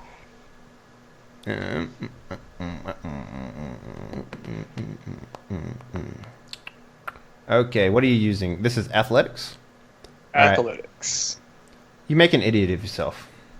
Perfect. So tell me how you fucking... Like maybe you go to pull it, but the gloves are too big and it slips out of your hand, but you pick it up and then fucking underarm it or something like that. Yeah, I figure like I pick it up to throw it, like pin comes out. I'm doing like the classic like hand pointing towards, like, fist behind, ready to throw. And I just hurl my arm forward, and the grenade slips out of my fingers and just like spins, like in midair. That little wobbly like half throw. All right, what's wrong with your flashbang? Did you do this right? I did exactly what you told me to do. Did you set weapon allowance to 0? I did. Or weapon accuracy? I did. Hang on, let me try this again. What the fuck? Why is it working now? Anyway, so on your 1, you've got a 1, a 4, so 5, and then a 14, so that is 19, and you got a 20. So you can hit 55 meters pretty easily. You rolled a fumble, so that's whatever. The hit location is fine. I don't know why we need a hit location on this, but this is what does a flashbang do? Do you have the flashbang is, you make a stun save at -5 to avoid being stunned, and deafened for 4 turns. And the difficulty is a plus a 20 reflex save. What the fuck? Yeah, difficulty 20 reflex save. Stun save at -5 to avoid being stunned and deafened for 4 turns. What is the stun? Okay, so they can make a reflex DC 20 check. And it's a -5 to stun save, whatever that means. Okay, so, alright, I understand what that means now. Alright, so these guys are going to both roll reflexes. Okay, first one's good. Second one. So basically what happens is, let's go, okay, middle. So goon number 2, the one who hasn't been shot in the head, he basically sees this thing like bounce behind him. So he turns his head and covers his eyes sort of thing. He identifies it pretty much as a flashbang. Because, grenades, whatever. Even if it wasn't a grenade, turning your back to it, I feel like is like instinctive. The second one, though, the one that got shot in the head, he's just like... He's sort of groggy, I imagine. I mean, he's got a concussion probably at this point. Yeah. Just like I do. So let's see, what else happens? Stun, -5. Okay.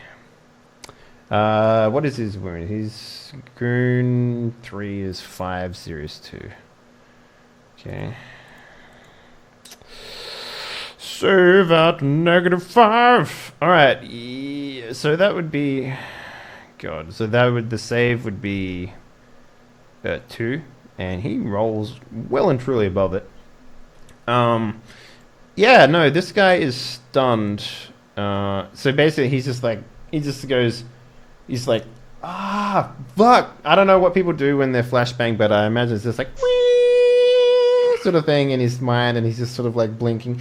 And maybe, you know what? I'm gonna make like a.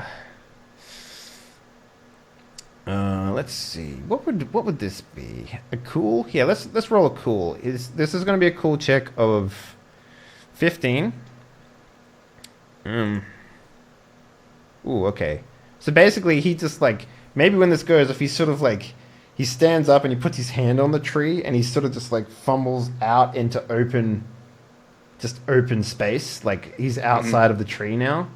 And he's just sort of like shaking his head, and he's got his hand on his eyes, and he's just sort of like doing this sort of thing, just trying to work out where the fuck he is.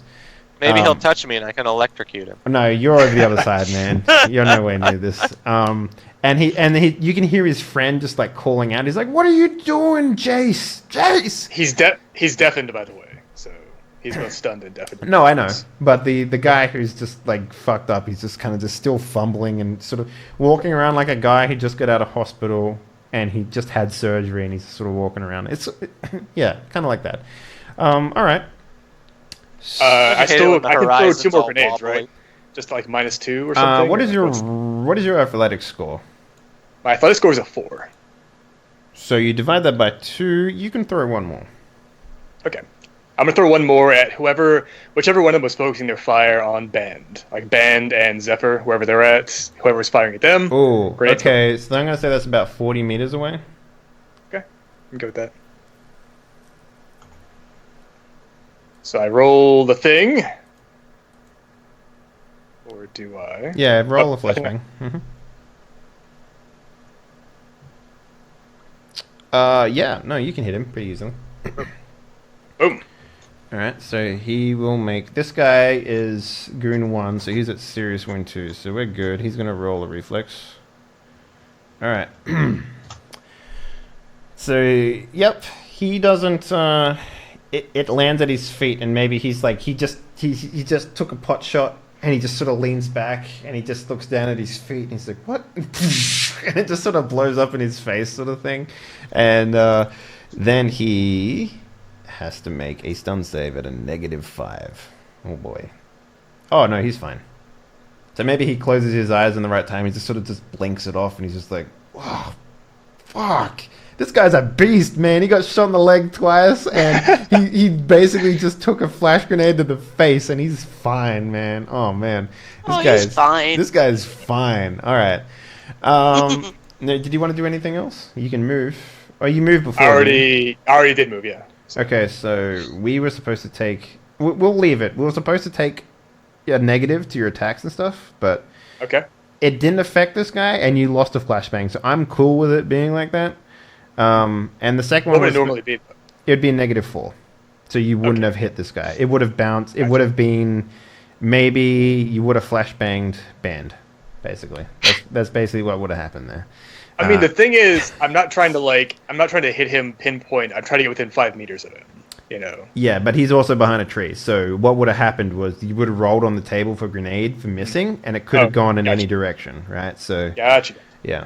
All right, so who is next on the table? Goon 3, which is the one that's walking around. So it's 4 turns, right? 4 turns, yep. So this is turn 3 for him now.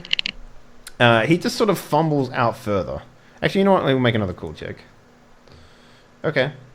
Yeah, he sort of stumbles where he is, and maybe he sort of like walks back a little bit, and he puts his hand on the tree, and he's got a silhouette of -2 on the hit, but most of his body is still exposed. So Goon 1 is the guy behind the tree. He's going to take a shot at you, Arthur. 3-round burst. Come on. Oh, there we go. Okay. Yo, he fumbles the fuck out of that. All right.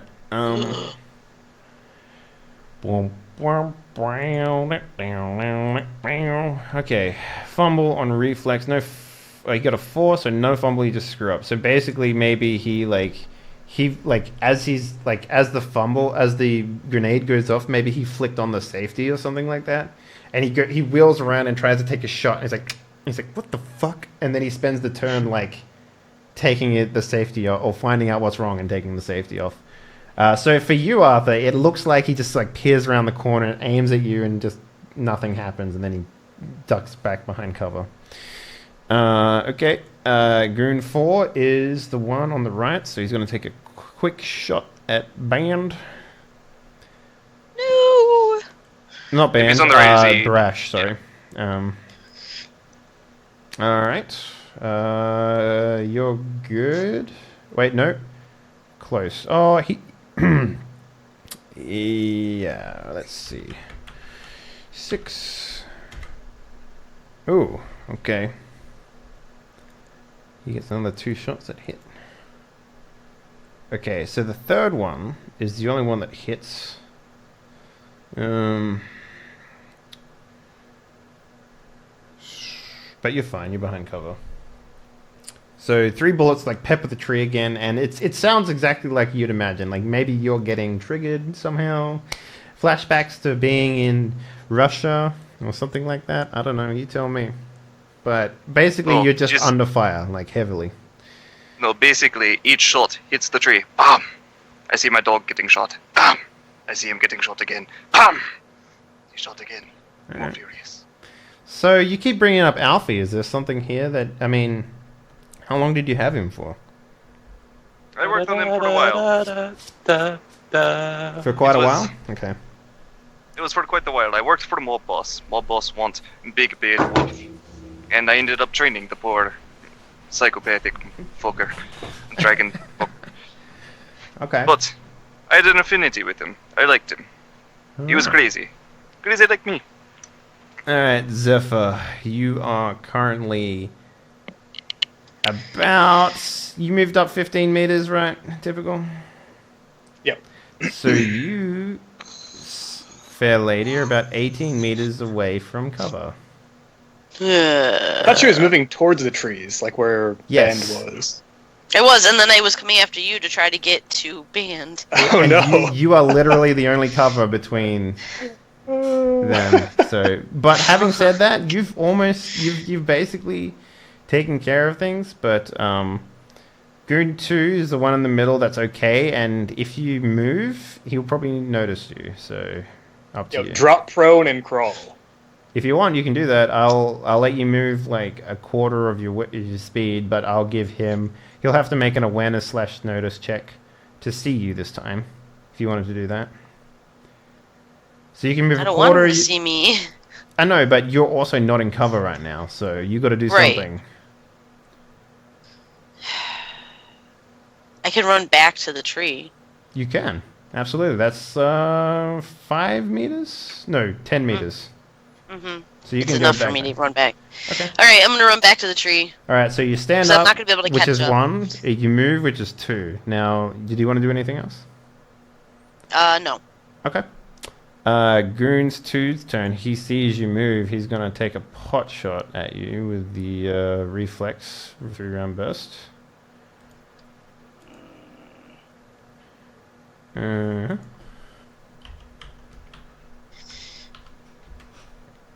Okay, so 2 shots.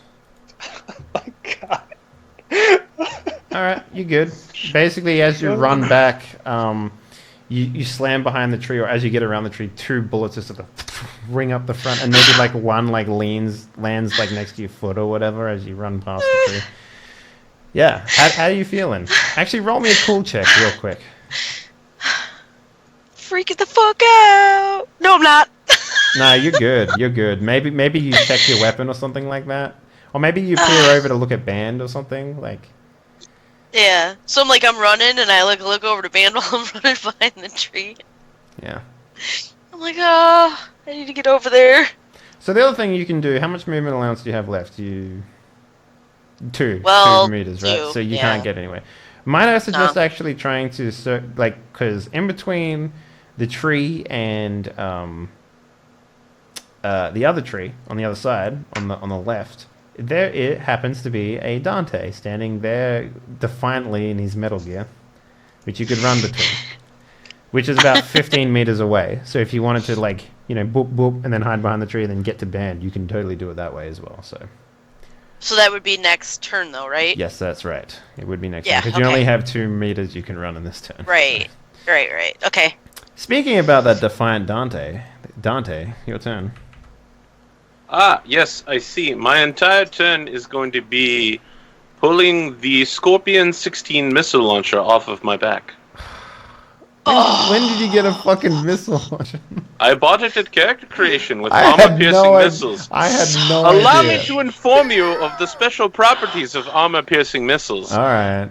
While it has SP, it does not have damage. It also explodes in a 6-meter radius. And now that I see 2 people hiding behind one tree, I am going to 6-meter radius both of them. Next turn. I will continue Okay. to shout, since I am not shooting at them this round. Surrender now or prepare to fight. I am telling you, this is going to go very poorly for you, my friends. Where does it say the radius? Maybe you should put that in the weapon notes if you can.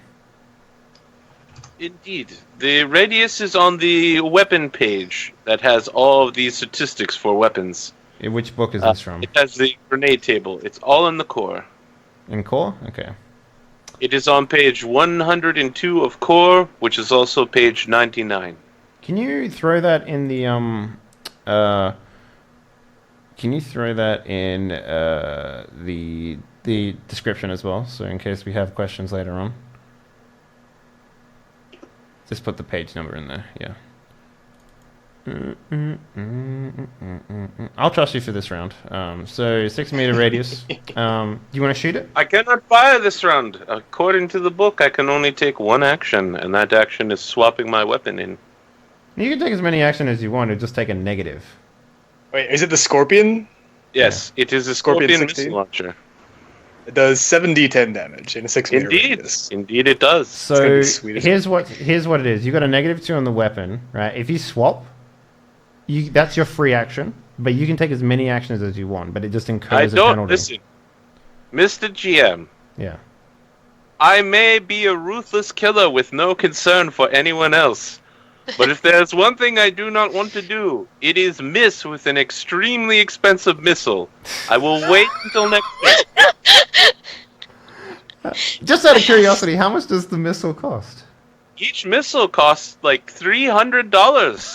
Ooh, 1,000.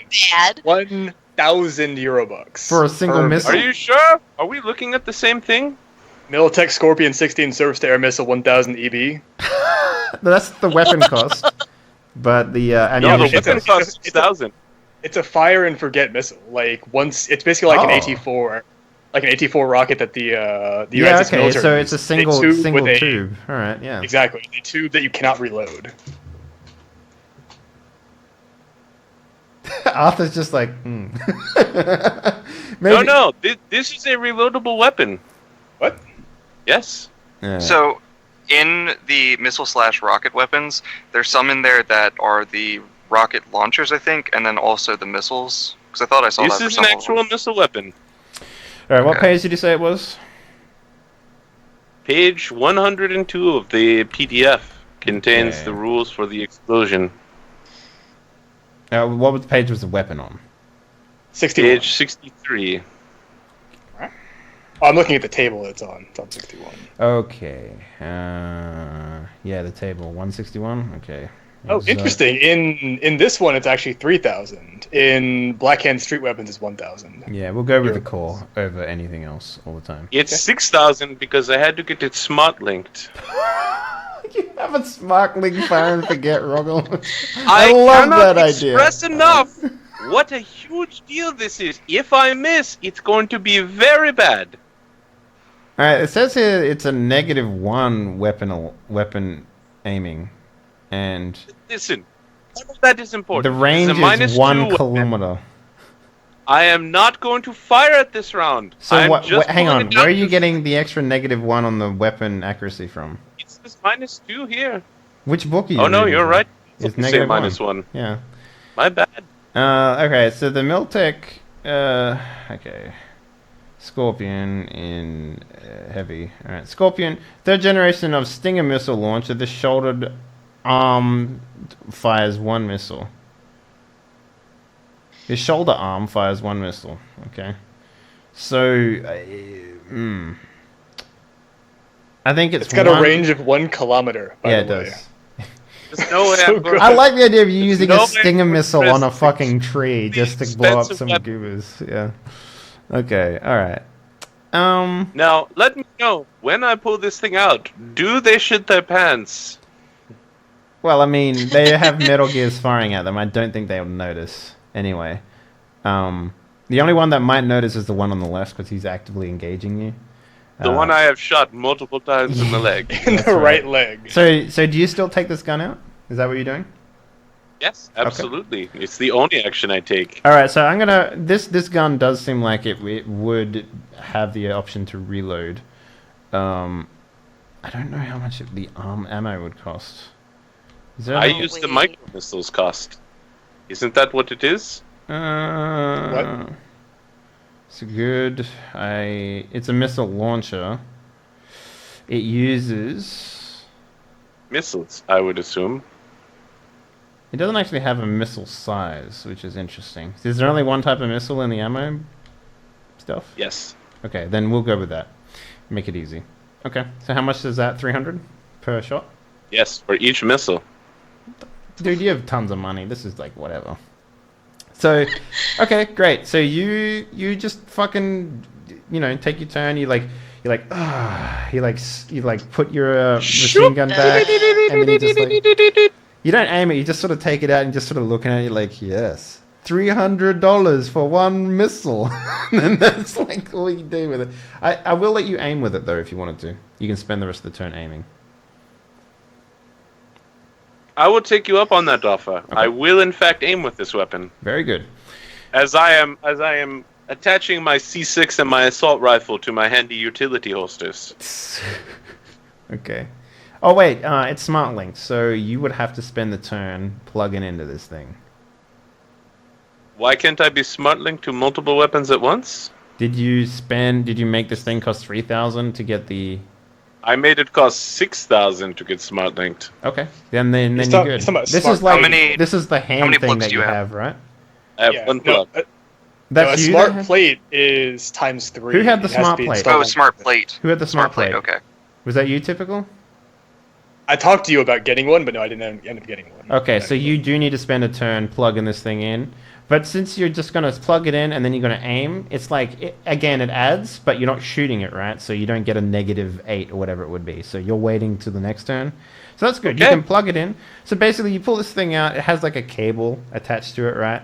Or maybe you have a cable like somewhere, right? Maybe it's somewhere. So what I happens think, is I put the C6 down, I drop the assault rifle onto my belt, I pull out my cables, stick them over my shoulder, and then pull this thing out, and I look really good pulling it into place. And then I stare very hard at that tree 2 men are hiding behind, because I do not want to miss. All right, so Their lives might be worthless to me, but this is a very expensive weapon. so in your modifier, I have put 1 round of aiming in. yeah, perfect.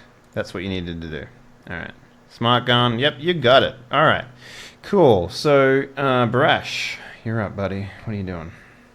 Do I need to roll awareness to see that he's aiming rocket launcher at the 2 idiots behind tree? Yes, you would actually. Okay.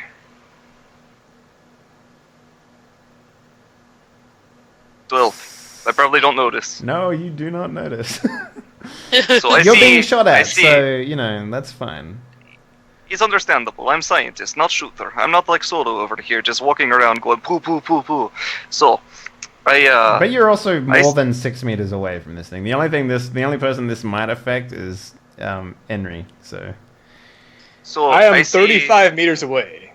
that's true. You are. Still, So I though, see I'm gonna make you bumbling roll a idiot. cool check to see if you don't fucking just like maybe shit your pants a little bit when this thing goes off. All right, what are you doing, Brush? So I see one of idiots pop out from tree. Yeah. Full cover. He's just not in cover. The one who got flashbanged, and he was still just kind of on the tree. Am I wrong in that assessment? I'm gonna say that that's like you can shoot at him, but it's one of those things where like he's silhouetted and there's might be like a person in between you. Plus, you're shooting across firing lanes as well. So if you wanted to make Okay. this shot, Never mind. I'm okay with you taking the shot, dude. You totally can, but I'm gonna say it's gonna -2, plus his silhouette of a -1. So you're rolling at a -3 to hit this guy. So for example, if you do a burst fire at a -3, you're just rolling a standard shot, right? So that you can do that. You can totally do that if you want. I'll continue firing at the asshole on my side who shot my dog. Okay, fair enough. Yeah, I figured that'd be more of a priority for you. Oh, definitely. Uh huh.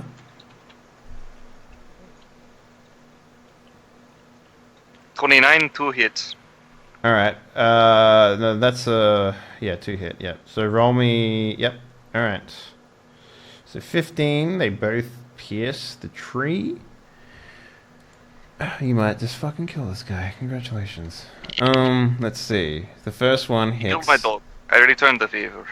I returned the favor by killing his dog and then his family. Okay, so let's see here.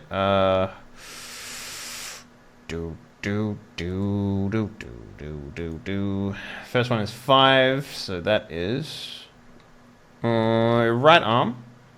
Okay, so 22 minus 15. 7 divided by 2. Okay, so he takes 3 points of damage to the arm. And this guy has never been hurt before. So, okay, so he takes 3 points of damage. Alright, so that puts him in light. He has to make a save. Yep, he's fine. And then the second one is 8. So So he's at 5, and then he takes... Okay, so he takes an additional 2 damage. So that puts him at Series 1. And then he will make another save. Come on, game. Roll me some die, motherfucker. I have a There we go. connection to server problem. Alright. Oh, okay. Okay, yeah, mine just rolled up then. Alright, so we'll take the first one. He rolled a 5. Oh, Jesus Christ. Great, thanks, Roll20, for being an asshole. Okay, so he rolled a 5, so he's fine. But you shoot him twice. So he took a shot to the... oh god, what was the second one? Second one was 8. So 8 is a leg, I believe. Yes, it's right leg. So you hit him in the right arm and the right leg. So maybe you just sort of like shoot up or down. I imagine to be up. So you hit the leg first, and then you hit the arm. Even though it was the other way around, we're just going to flavor it that way. He recoils back in pain. You hear him scream. He's just like, ah! But then he just sort of, you don't see much more than that. Band. Body check. Save, please. Okay. Oh, and I'm interrupted as well. Let me try to refresh. Yeah, I'm just gonna, let me know how you, yeah. This ain't good. I mean, if it comes down to it, I can potentially just roll everyone's rolls and do it that way. 404. I can't, I can't get in. Are you shitting me right now, Roll20? Guys, we're gonna take a break. We're just gonna go on a break right now.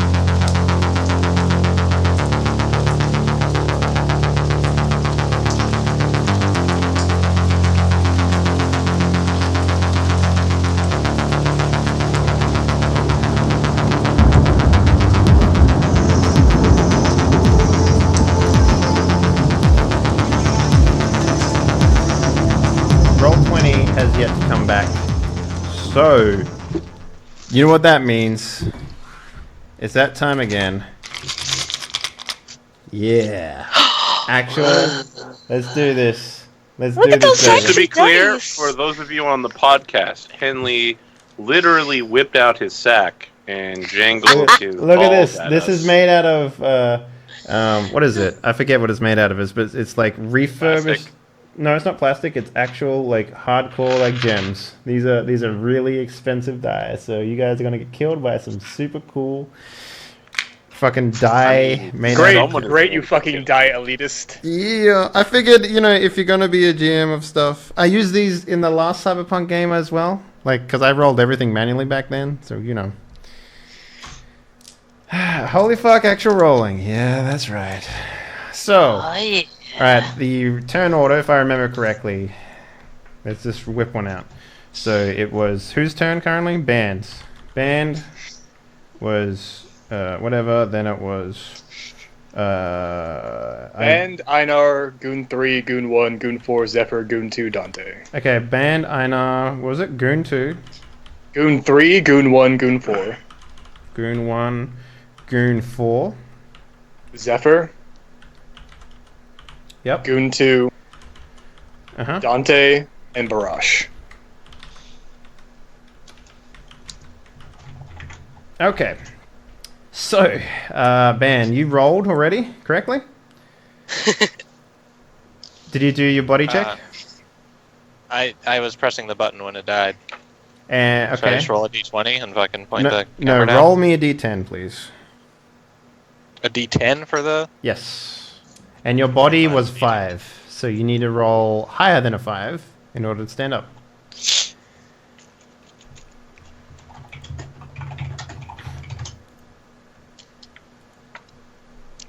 Okay, found a d10. Yep. I'm roll this gonna bad bitch. trust everything you guys say. So Can you see that? I'll get my dice. it's fine. Just tell me what you That rolled. You works. don't have to. You don't Two. have to. 2. All right. You are fine. You sort of like maybe you blink awake and you're just like, oh, What the fuck? Because you had to roll. Sorry, you had to roll under a 5, so you're good. Okay, good. Okay, great.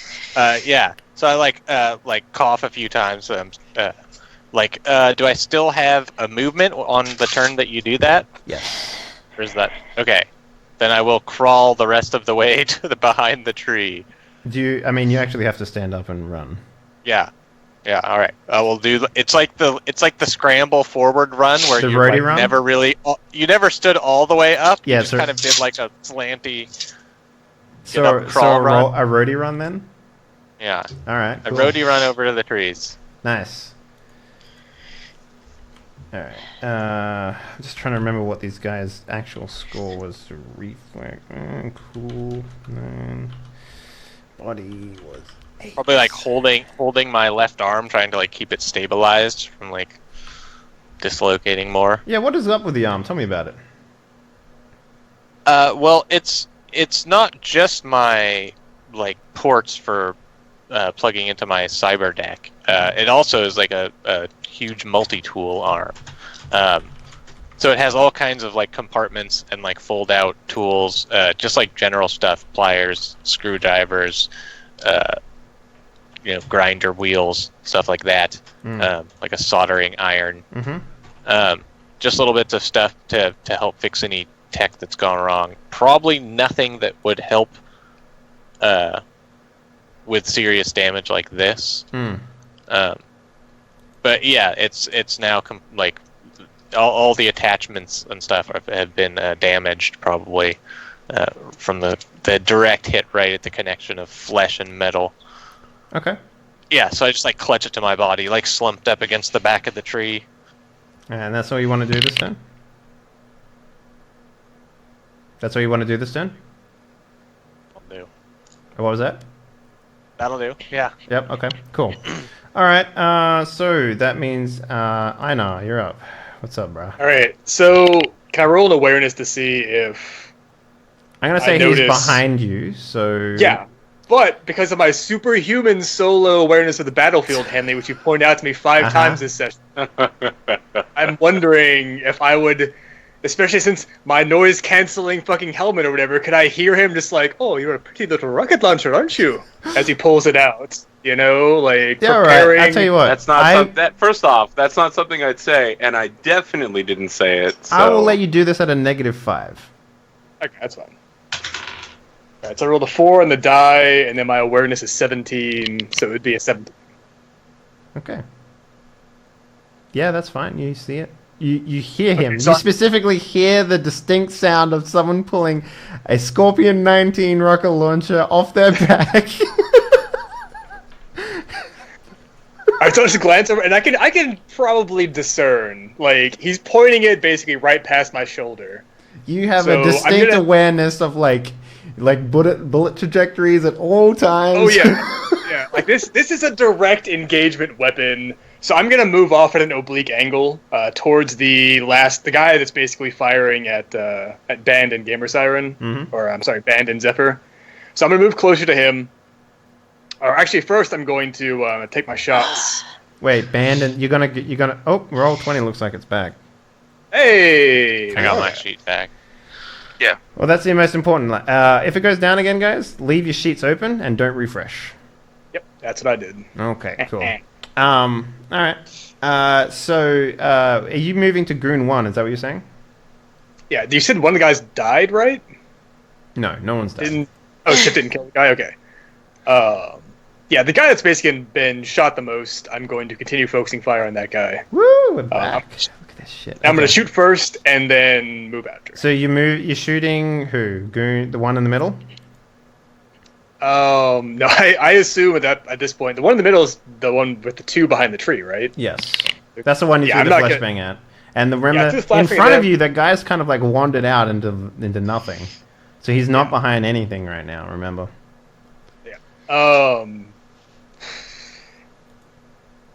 And he's, 35 meters away. So yeah, I'm going to take shots at the guy closest to Band and Zephyr. Alright, so you're going to ignore the guy out in cover?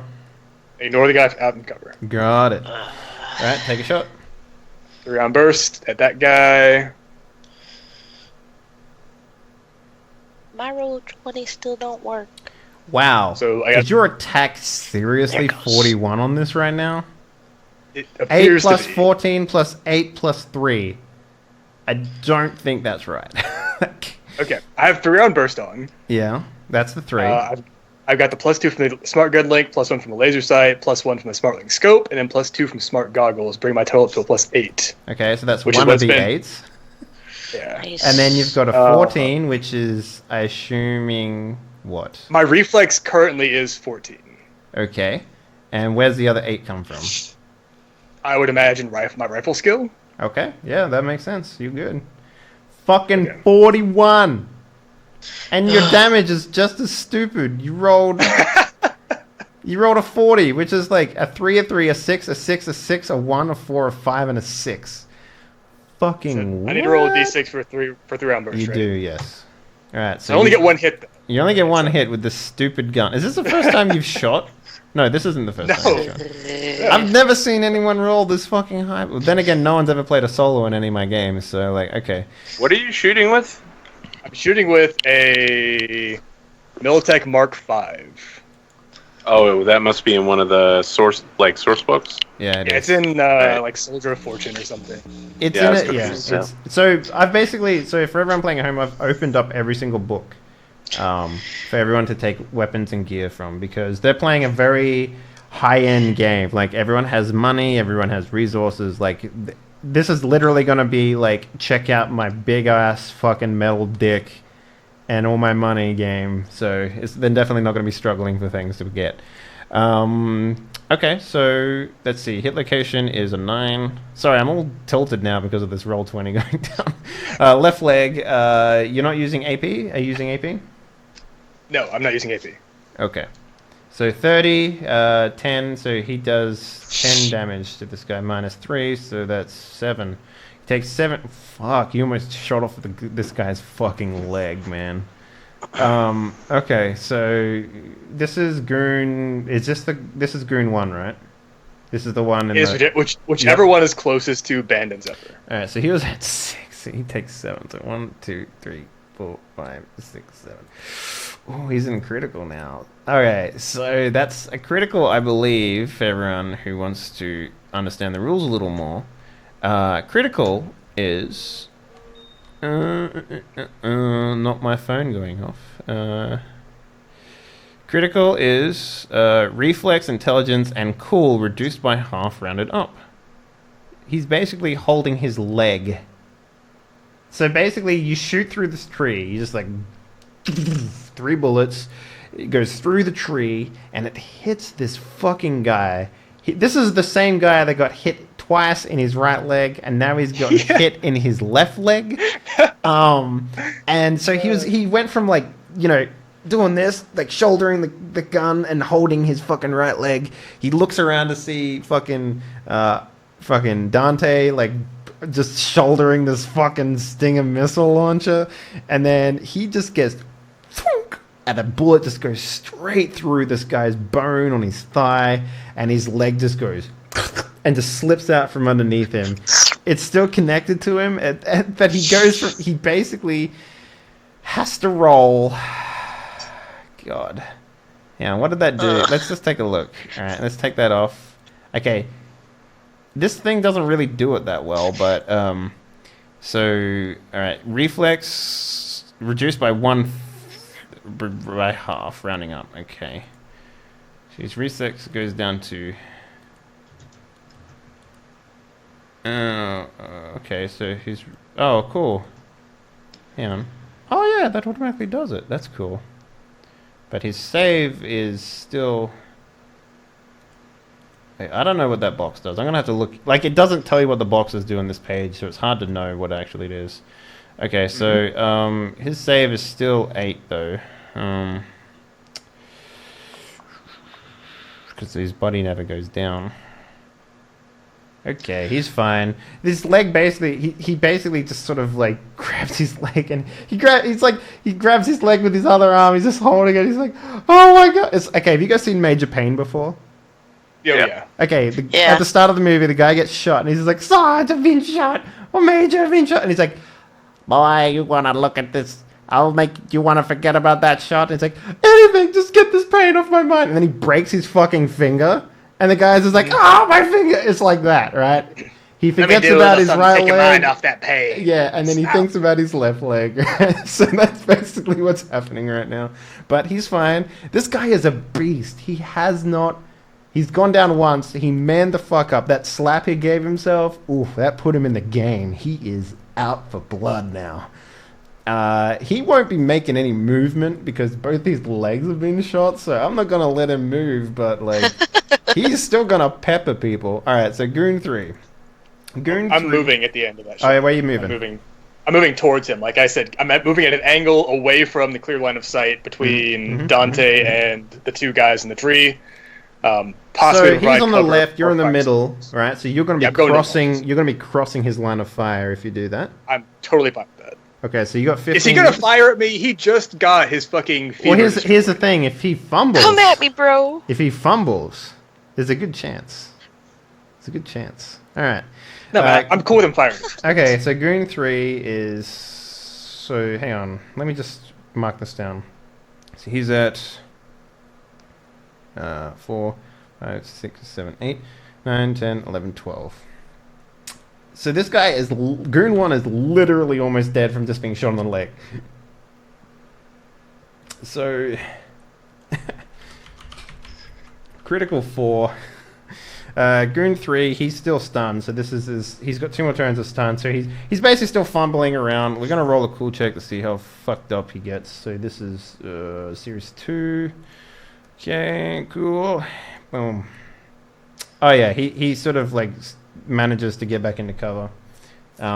With his friends like sort of pulling him down sort of thing, and he just sort of sits there and he's just sort of like just wobbly and stuff like that. Goon 1 is the guy that got shot 3 times in the leg. He looks over to what shot him in the leg, and he sees Einar running towards him. He's gonna take he knows what's up. He's gonna take some shots. He's gonna 3-round burst that bitch. Oh wait, hang on. Before I do that, I gotta remember to put it on critical because that affects a lot. Okay. 3-round burst. Ooh, baby, check out them fumbles. Alright, so... Oh, God. Alright, let's take a look at the fumble table. My favorite table. Reflex, he got an 8 on the fumble. You managed to wound yourself.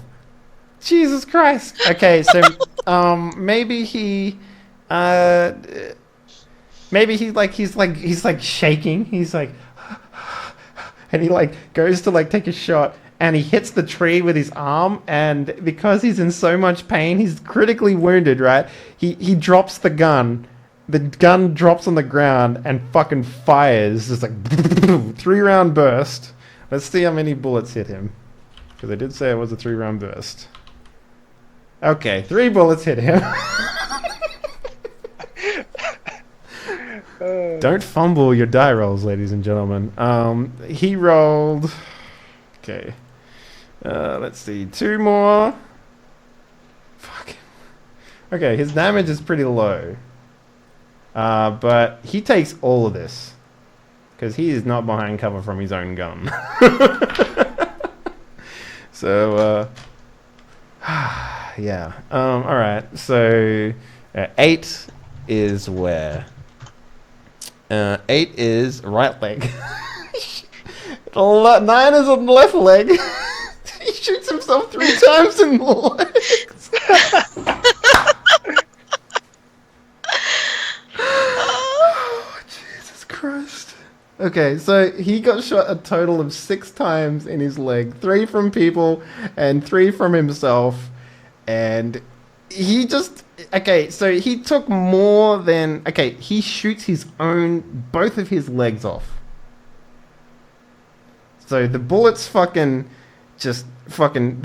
don't cut off his legs, but they're mangled literally beyond repair.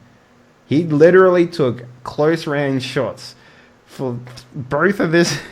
This guy can't get a break. Well, he did get a break. He broke both his legs with his own gun. So congratulations. He just took 42 damage to his legs. He's still alive? No, he's not. Okay. He literally bleeds out. But both his legs are completely fucked as well. He just like he's like shaking. He drops his gun. It misfires. It just shoots like up into him. So it might have hit his legs, but the bullets keep going. It riddles. It's like right up Main Street, as Deadpool would say, on this guy, and he is just fucking wrecked, just completely wrecked. So what I'm gonna do here, I'm gonna make 2 checks for the other 2 people. The one completely on the left is going to be at a -5 to notice his friend getting aerated by himself. So let's take a look here. Awareness/notice. All right. So the first one is normal. All right. So he notices, and the second one is a -5. Dante, All right. Second pretty one. pissed that guy stole your kill or what? All right, so the first one, the one, Goon 2, the one in the middle, the one that's been safe this entire time, he notices, and he just goes, fuck this, and he's going to make a cool check. Let's see how cool this guy is. So he hasn't been hurt at all, so we need to fix that, and roll cool. Oh, yeah. Oh, yeah. He's just like, I give up! I give up! I give up! This is fucked! I just saw my friend shoot his own fucking stomach out. Oh god! He drops his gun and he just like he gets down on his knees and he puts his hand behind his back and he just like slaps his friend next to him. You know, he's just like fucking whack. And the friend's just sitting there, just like, oh, he's like holding the gun and he's just like, oh. You know, he's all fucking dazed still. And he grabs the gun out of his hand and he just wrenches it down and he just fucking like puts his head on the dirt. And maybe because, you know, the other guy is thinking that he's stunned, he just goes with it. So the 2 guys in the middle, they've essentially surrendered. The one on the left that's fighting Barash hasn't noticed because he's literally still firing. He's like, God, you know, whatever. So that was Goon 3 and Goon 2 have given up. So we will take them, we'll leave them in there, but Goon 3. Given up. Okay. And the other one is Goon 2, who hasn't been shot once, but he's seen his friend riddle himself.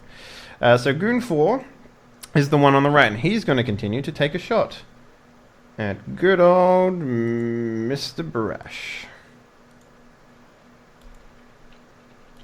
Hello. Oh. Okay, so another one.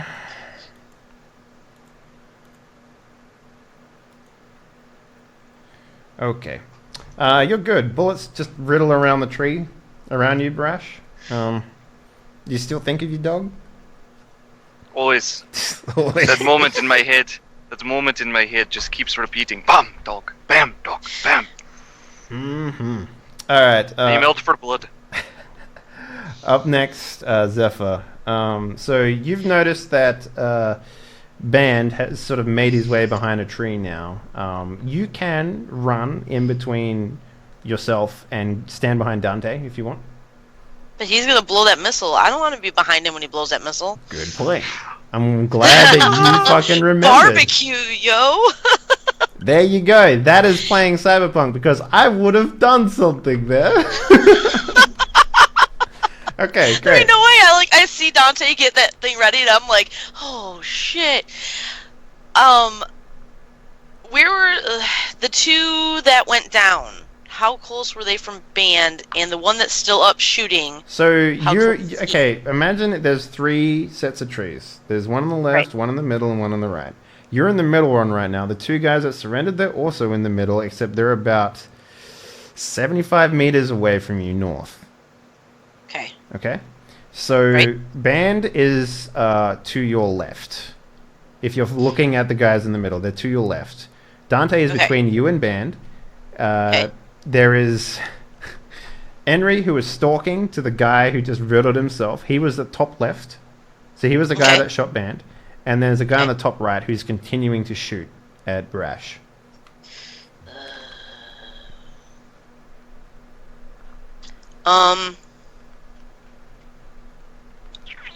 Still fun and games till someone pulls out their missile. Yeah. I know, right? Don't think about it too much. Yeah, I'm just going to stay at the tree. Yeah. Because I know what's coming. Okay. And I'm just going to hunker down and try to take cover from the missile launch. Oh, you're well and truly out of the backfire range. And you're Okay, not going to that's get hit unless Arthur somehow shoots his own feet. Alright, Goonsu, he continues to give up. He just says, guys, stop this, please.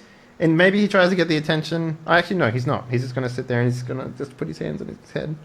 You know, Dante, your turn. What do you want to do, brother? So the two of them are still close together, right? Yes, they are. I mean, I'm going to shoot them with the missile.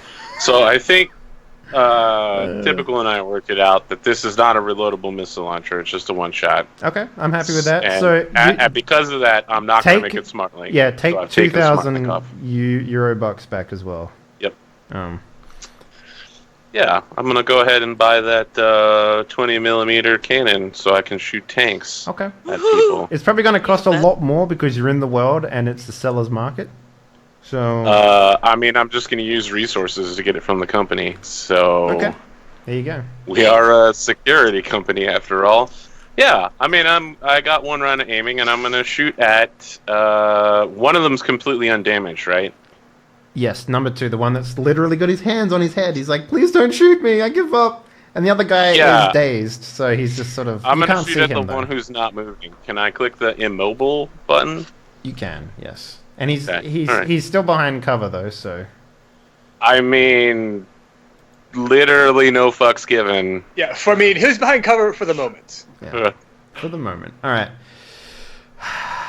That's good. It's good. Remember, their SP is half, but the damage goes through entirely. So. What's good? Ladies and gentlemen, welcome to Cyberpunk, where everyone just does things that don't make sense. He's a sociopath. I know. It makes perfect sense from my point of view. I literally fire it, and then I just toss it away and pull my assault rifle back out. All right, let's take a look first at, how much a tree would take damage-wise before it gets blown to fuck. These are big oaks, so I'm wondering if it's like one of those things where like the explosion wraps around the tree, or I'm wondering if the tree literally gets fucking disintegrated because this the tree would turn into just shrapnel. Okay, because we also got to remember about this tree falling down. All right.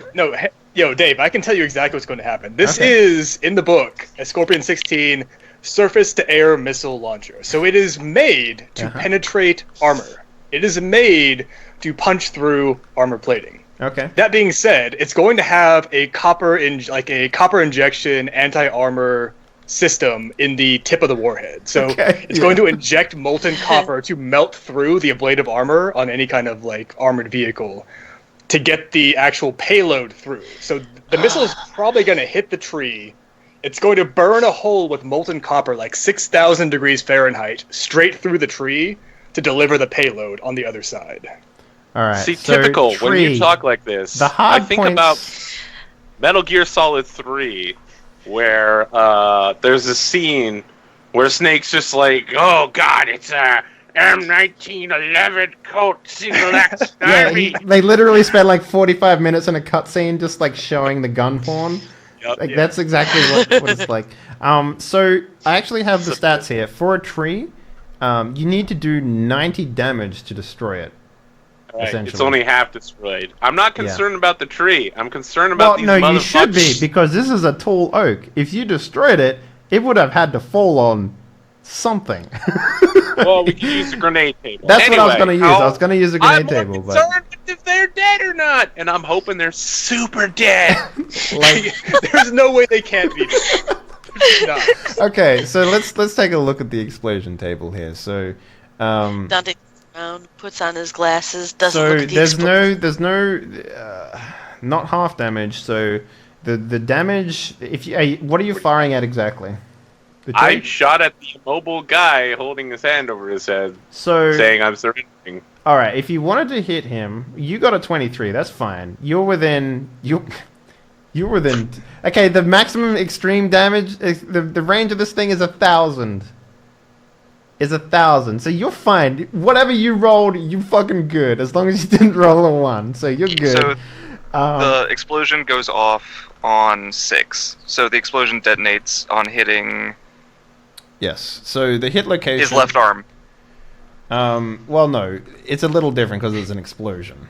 Well, so I was just going off of the way that Typical described it. So the way that it pierces through the trees, it literally just burns a hole through it, and then as it comes out, it hits his arm, and then boom, explodes. All right. So that's my imagining of it. Yeah. So right before he dies, he gets a broken arm. Yeah. So basically, what happens here is it hits the tree, it pierces through. So we half the damage. So the damage is 45. No, you don't have the damage.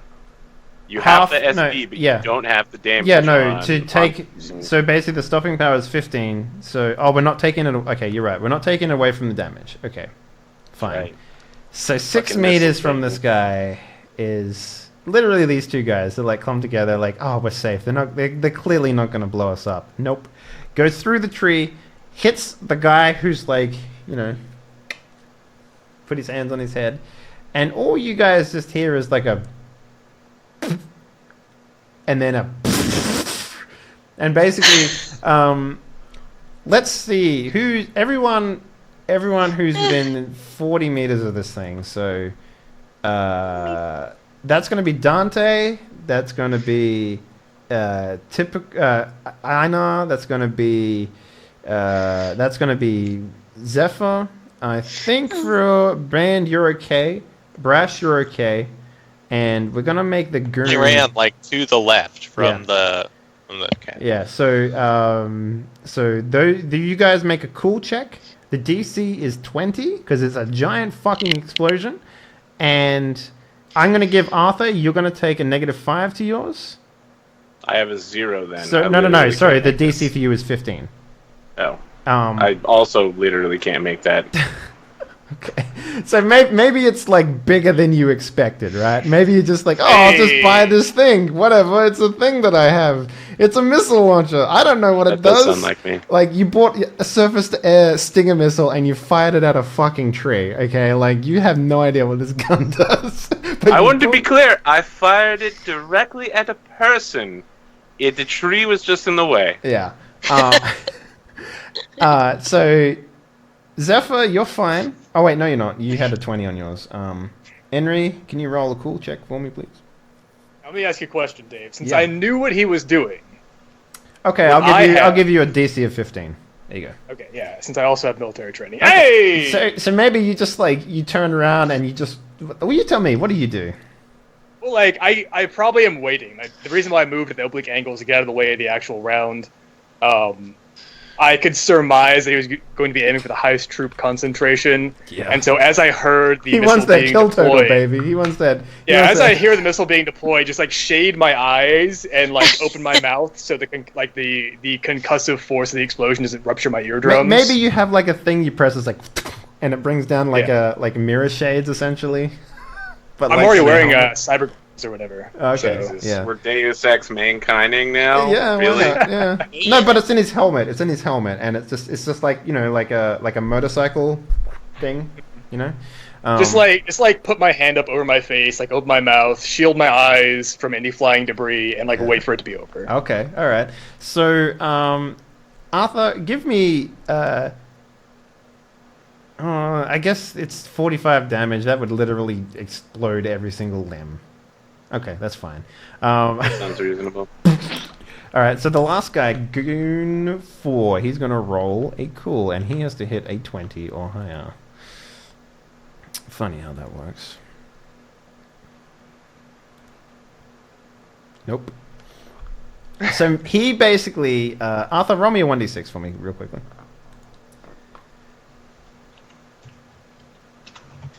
Okay, so he stares stupidly at the explosion and then just falls to his knees.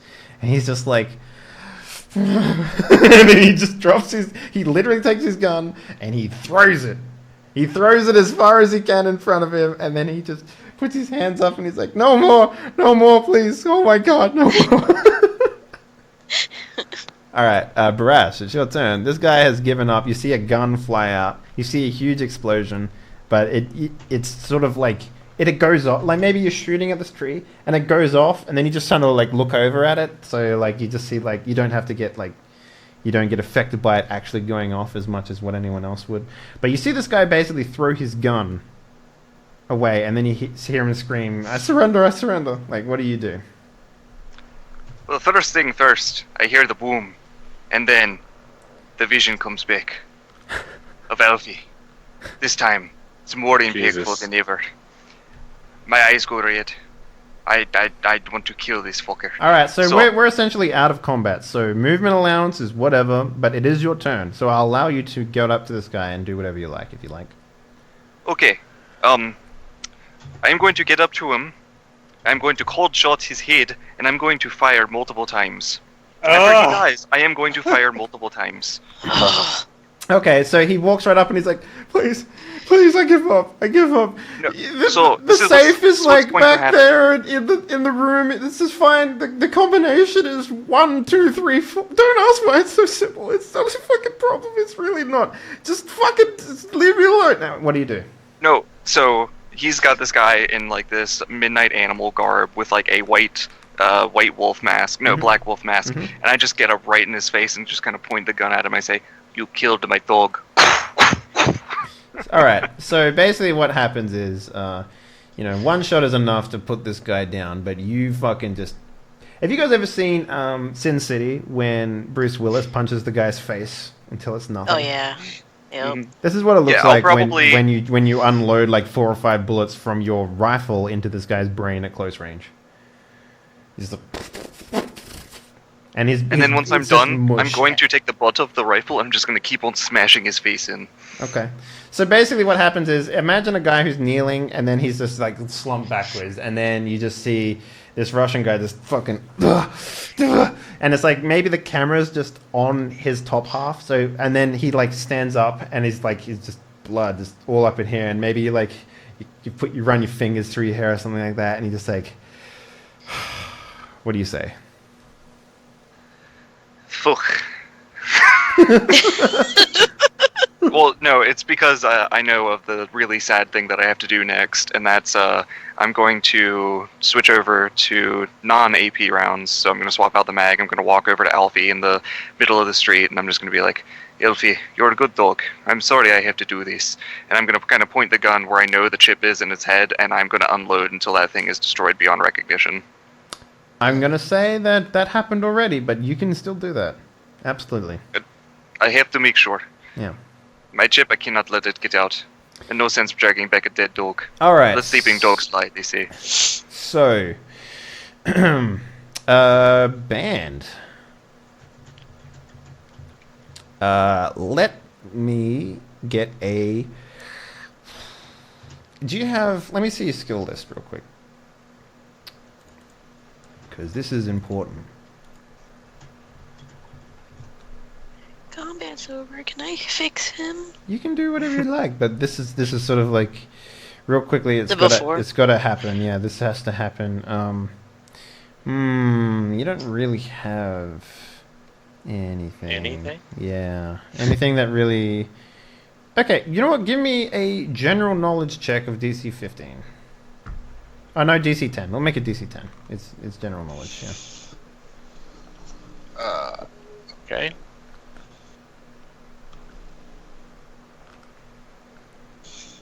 What do I know?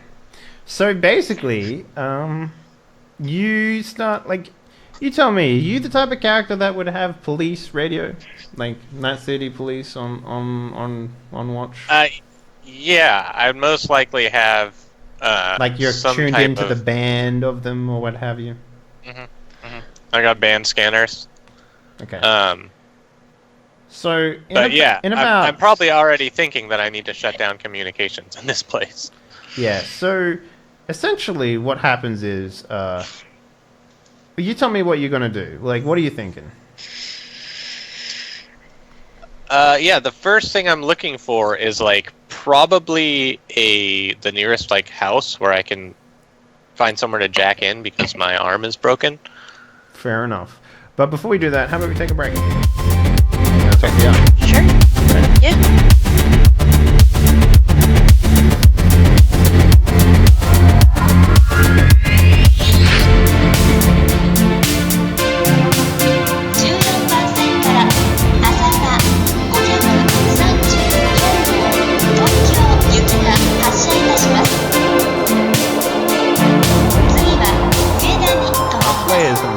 Crunchy combat actually is, and hopefully our audience has as well. But we're here to see what happens next. So we have a general knowledge roll from Band, who worked out that an explosion within a highly populated, highly policed area like this one, you would have maybe about 6 minutes for the police to come. Actually, you know what? I'm gonna roll something here with a die. With a die, a secret die. Woo! Okay, guys. I'm like, mates, we got like D6 minutes. We have a variable number from 1 to 6. Okay. You know what I'm gonna do as well? I'm going to. No, we won't have a timer. We'll just play it out. That'd be amazing. So what are you guys doing? All right, listen up, everyone. Here's the plan. Mr. Band, I want you to haul your worthless ass back into the facility that they just came out of. Take everyone with you but the professor. I need you to delete anything that involves us. Make sure it looks like Midnight Animal. Plant a bunch of evidence that looks like Brent was working for Midnight Animal. Get on that immediately. Professor, you come with me. We're going to wire up the house and move to a safe distance and get back in the taxi and drive away. Everyone go now. I'm going to go over to... I was going to go over to... I'm going to go over to Band and Zephyr and like hook an arm under Band's shoulder, like to help his good shoulder, to help him get along, and start carrying him towards the guardhouse. I follow. What was your wound there, Band? You had like a light or a serious? Serious 2. Serious 2. Okay. We'll uncheck that box there. Okay. Yeah, we'll leave it in box 1, because I'm not sure what that is supposed to mean, but we'll leave it like that. It just makes my save change, is all. Yeah, that's weird, but we're going to leave it like that, how it is. It does, see, if you take a look at not wounded, and then you take it wounded. Actually, no, that doesn't change anything. What the fuck? Okay. Okay, that's better. Yep, we'll leave it like that. That's the exact score that you need there. Okay. Continue. And I'm just like... Go ahead. I'm sorry, I apologize so much. Undone costumes, once we deep in. That's it. So like once he starts deleting the evidence and all that other type of stuff, take off the costumes. No, don't take them off until we are in the taxi cab and getting out of it. Don't be foolish. Work quickly. Okay. And then we go off. Alright, so you guys are heading into the complex. Yeah, I'm getting like carried in, and I'm just like, bring me to the first port you can find. Need to get in and make sure there's no data by the time people show up. Okay. Give me a awareness/notice roll, Band. Excellent. Heimdall, I do understand your sorceries. What? There are no ships, no docks around here. What port do you speak of? You would understand, because your god is literally a ghost in a machine, right? So you absolutely. However, as I previously mentioned, my character is completely ignorant of how technology actually works. Okay, I'll give you that. I'm like,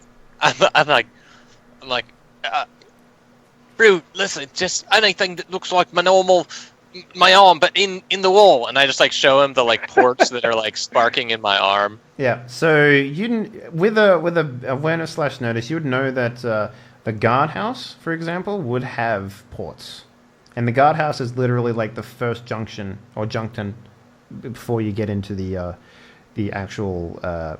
estate Okay. place. Yeah. So I point, and I'm like, "Gotta have him in there. Just drag me over." Oh yeah, I'll just carry him like a baby. I'll carry him like, newlyweds across the threshold in my arms. Yeah. Fair enough. So, Yeah. let's And I'm take like wincing as he's like running over there. Okay, let's take a step back. So that's what Band and Einar are doing. What are the rest of you doing? Zephyr's with us. Yeah, I'm with Band and Okay. Einar. All right. So what is the rest of you guys doing? Chip, The your professor character and I are is... heading over to Brent's house so we can wire it with explosives, and then we're calling the taxi over so we can all make our escape. Okay. Do you remember how much you paid the taxi to wait? I told him to leave the tab running. He said he would wait around the corner. Okay. Yeah, I remember you told him to wait there, and then you Did you- changed your mind and said to wait around the corner. Okay, so he's waiting around the corner, and what else did you say that you would pay him for this? Oh, I said I would pay him a lot of money. Okay, all right. Fair enough. Okay, I fully intend to bribe him at the end of this. just real quickly, without me telling you the DC, can you give me a persuasion check, please? And I will give you a... well, you were dressed up, so... Do I want to give you a bonus? So, tell me how you walk. Like, what is your general aura? Like, how do you present yourself, even if you're in costume? Like, how would how is your body... Like, what Remember that the costume is a mask over top of my Metal Gear, so I walk much like a giant man in a Metal Gear. So, it's not... A Metal Gear is like skin tight. It's basically like... it's like... You would almost have to be almost naked to get inside of a Metal Gear, right? Because it's I it's walk basically like just I literally give no fucks about anyone. Okay. I am beautiful. I could be a fashion model. So do you walk like you have, like... I walk like I am constantly strutting my stuff. All right. My pants are always extremely tight. Do you... Okay, actually, you know what? Give me a wardrobe and style check, real here. I feel like this is the perfect place for this. Okay, yeah, alright. I'm going to give you a +2 to your persuasion and fast talk, because the idea is that when people see a corp and they see people well-dressed, the idea of someone having a lot of money to spend is a lot easier to understand. So I think you're okay. You have, like, this guy would probably most likely be waiting because the payout sounds really good. The only reason I would say that he might have left was because a giant explosion went off. So there's that. All right. So He is a taxi driver. I'm sure he goes to the combat zone all the time. fair enough. All right. So what are you guys doing? You going in to plant some bombs? We're not going inside, technically. We are just going to his house and planting a number of explosives around the outside of it. Around the Preferably outside of outside the the house. front Okay. drive. So you're not going in the house. You're just going to plant it around the outside. No, Okay. that would be foolish. I don't want to break into his house. I just want to kill him. Okay. I have some respect. Fair enough. All right, so continue onwards. Well, let's go back to our other party. Band. You're in the room with the port now, so explain to me. Yeah, I what imagine you- he like kicks the door open because he's got like me holding Mhm. wedding style. Carefully wedges me through the door. And I'm just like, just lay me on the floor right there. So when he plops me down, I'll like pull out my deck and jack into the wall. All right, I'm gonna give you a -2 because of the damage to your deck. Okay, and I can put that in after I click roll. It'll give you like a thing will come up. Modified. Modifier, Yeah. yeah. So you can just put it in there. And what is my roll for this? So you want to do an interface real quick.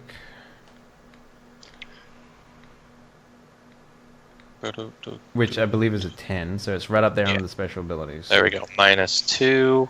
So basically what interface is, for everyone playing at home, it is essentially like... Hackers have this way of imposing a start menu, essentially, onto things that most people, when they access the internet, they have to do it manually. So it's like a c./run.exe sort of thing. Like, they have to do it like that. And this, for hackers... Windows never happened. It's like everything's just text. Yeah, it is, yeah. And then for the most part, once you actually run these things, it's essentially like Fallout style, like, I'm going to read this, like, green glowing thing on a monitor, but when you're hacked into a thing, it's very visual, right? So that's when the visuality comes into the internet, and that's why a lot of people get lost in the internet, because it's like, oh man, it's so real, but it's not. It looks like Doom, basically, but like it's super realistic to anyone who goes into it. But when all you have is like an LCD screen from like a calculator outside of that, it seems impressive. That's right, yeah. So you doing this, you essentially have this interface that pulls up, and it allows you to quickly jump between things. And that's what interface allows you to do. It allows you to be much quicker at hacking, like significantly quicker. So you plug into this thing, and you fucking the prompt shows up, and you just like boop, boop, boop, boop, boop, and you go to the right places. Can you also please make for me a what other skills do you have here? Now you have programming and system knowledge. Pretty good. So give me since you're actually so I need to find data, right? Yes. So that would be a system knowledge check. So or a library search. But you only have system knowledge. System knowledge is more like hardware and stuff, right? So, but library search is what you actually need for doing that. I need to find like. But you don't have any library search skills, so you're gonna have to find another way of doing this. Okay. So maybe you can program something up. Yeah. Can I write a program to just go and wipe like all the hard drives, everything that's happened in the last 20 minutes? So like. Yes. Just like a full wipe program? Here's what I would say. You can... the DC for wiping just everything ever on this entire system computer is a 10. Straight away, it would literally destroy everything.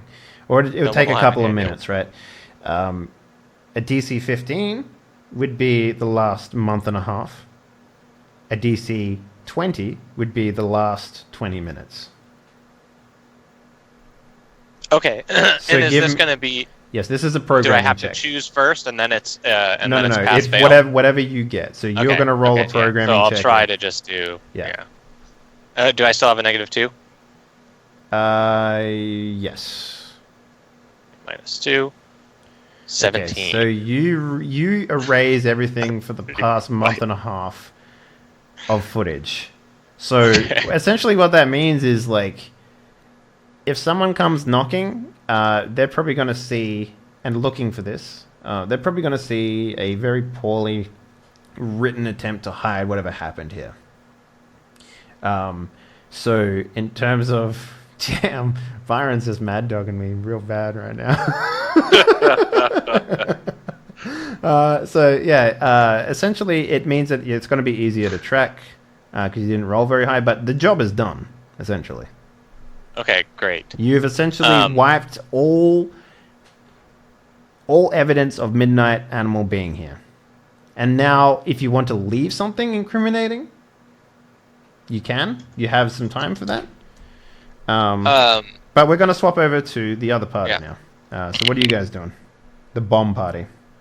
Yeah, just placing a bunch of C6s. So are you going to blow it up like the moment you leave? Like, what's the plan here? My plan is Brent and his wife are still on their way to their house. And I'm going to call each of them, and I'm going to be like, there was an attack at your complex, but it's safe now. It's secured. I just got word from security. If you remember correctly... Go home, make sure nothing was stolen. Okay, if you remember correctly, Brent's wife was actually asked to leave so that Brent can come and have sex with a hooker inside of his house. Actually, we never heard of that. No, well, that's true. You don't know that. What you do know, that's a good point. What you do know is that Brent's wife is awaiting your arrival to talk with Pedro, the gardener. Yep. Yep. So, from all attempted solutions, you will need to hide these C4s, and then you will also need to have a way to interface with them. So, Mr. Jury Rig, they can be remotely detonated. But from how far away? It just says remotely detonated. I have a cell phone. Okay. Yeah, I interject. What's up? What if, a jury rig system so that when door open, boom. Well, no. I need to make sure that they are both there, plus Pedro. It's easy. It's a cell phone bomb. I didn't think Pedro was involved. Listen, Pedro is the sinner who is laid with another man's wife. Pedro is completely involved. That's your explanation to me. But you two aren't there, so yeah. Yeah. So, might I suggest there's going to be some complications here. Unless you have a way to watch the house to know when people come and go, it's going to be almost impossible to know when someone's there. A jury rig skill might be able to put a camera somewhere so you can watch. Go ahead, Professor, do that. Either way, my plan is the same. Rig up the house, walk away. All right, so here's what I will need from you. You have a heavy weapons skill, right? Yes, I also have demolitions. Okay. Do you have any stealth? Why would I need stealth? To hide them. But I'm thinking I might just make it demolitions instead, yeah. I'm thinking, alright, yeah, give me a demolition skill. Again, we'll do the floating scale thing. 10, you just think you've hidden it. 15, you hide it. Okay, 20 is almost impossible to spot. So there is going to be a check if anyone notices. So tell me where you're hiding these things with that in mind. I am placing 4 C6 charges, and I am placing them underneath some rocks next to the... like maybe there's like a fake rock with like a key in it, and you just stick some C4 in there. Something like that. Okay. Then I am moving away from the house as quickly as possible. Okay, and where did you put Hopefully the professor gets away before Brent arrives. If not, well, that's, So you put 4 at the front door, kind of, just around 4, some rock? period. It's just 4 period? I put 4 around the whole house. Around the whole house, okay. So tell me where each of them are, essentially. Just under rocks? Yeah, like one is underneath the fake key rock in the front, one's probably underneath a rock next to the garage, one's at like the back of the house. Fills it with one. I guess maybe I toss one on like the roof and try to land it in the gutter. Just to make sure we take. You just like maybe you stick it to a rock or something. You just like and just like toss it up there, and it like bounces off and comes back down. So you pick it up again, throw it back up. It sticks this time. You're like, all right, okay. So Chip, you want to make a jury rig to see if you can put together something here? Yes. So I imagine that there. Okay, so basically, if the other party is looking at the current surveillance, that maybe the live feed that's going on, you can kind of see them, and there's like a camera. Like, actually, you know what? What's your luck skill, Chip? My luck is 5. Okay, roll me a 1d10.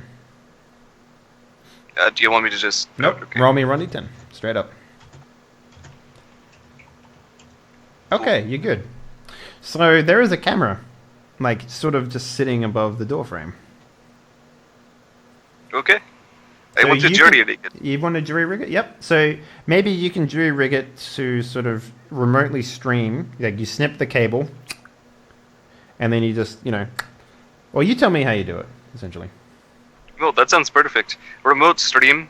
Obviously, I'll make it identifiable to a band over there. And then once we're scot-free, we can just monitor it, and it'll also have a detonate. It'll have like a split trigger upon receiving a signal to then send out ping and cause explosions.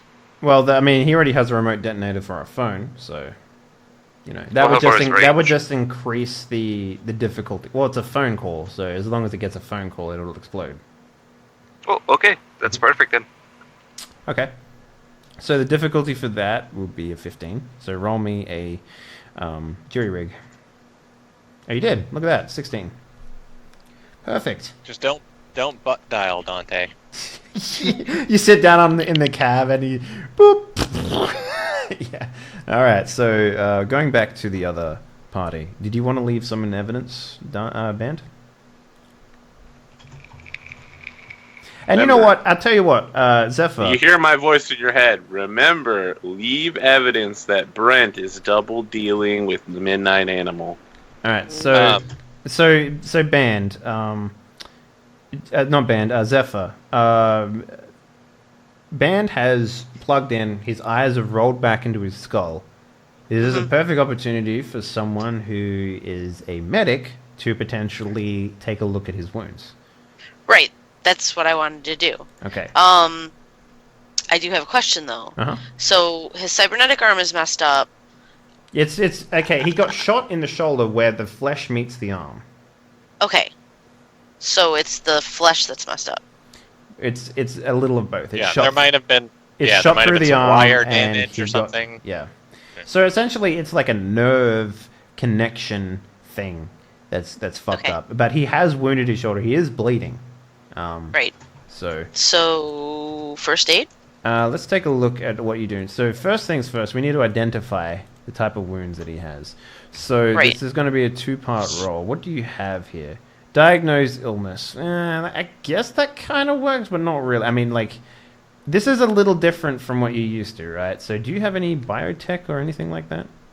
I have electronics. That's not really what it is. I have basic tech.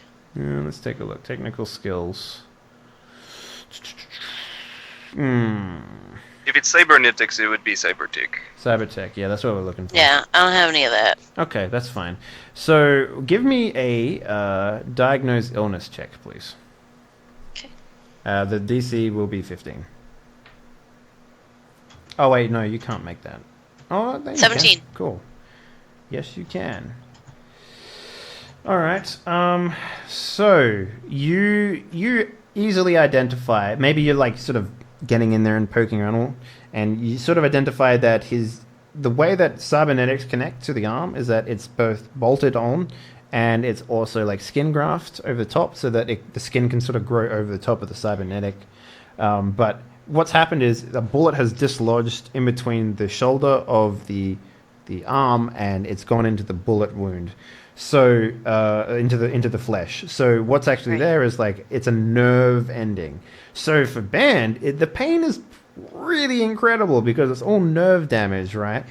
Right. And it's essentially if you rip off someone's cyber arm from their arm, it does feel like their arm is being ripped off because it essentially is their arm in terms of nerves. So you have identified the issue essentially. Now with first aid. Let me read what I've written here.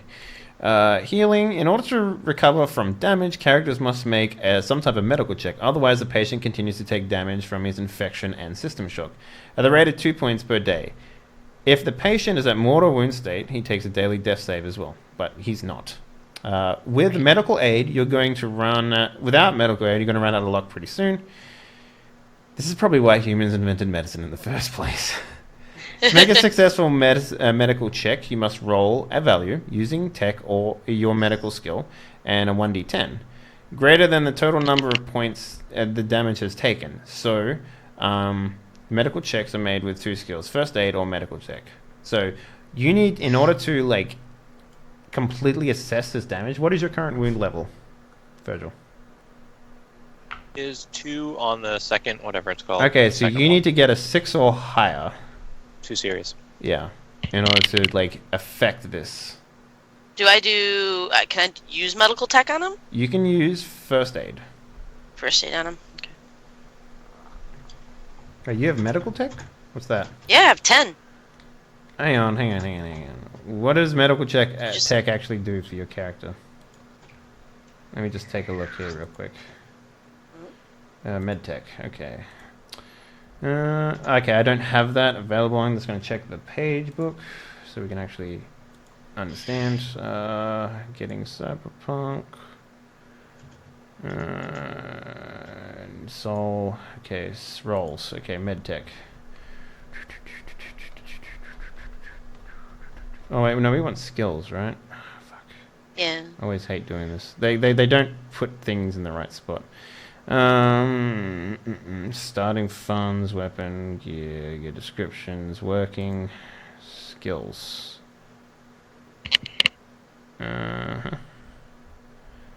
Okay. Skill descriptions. So this is medtech.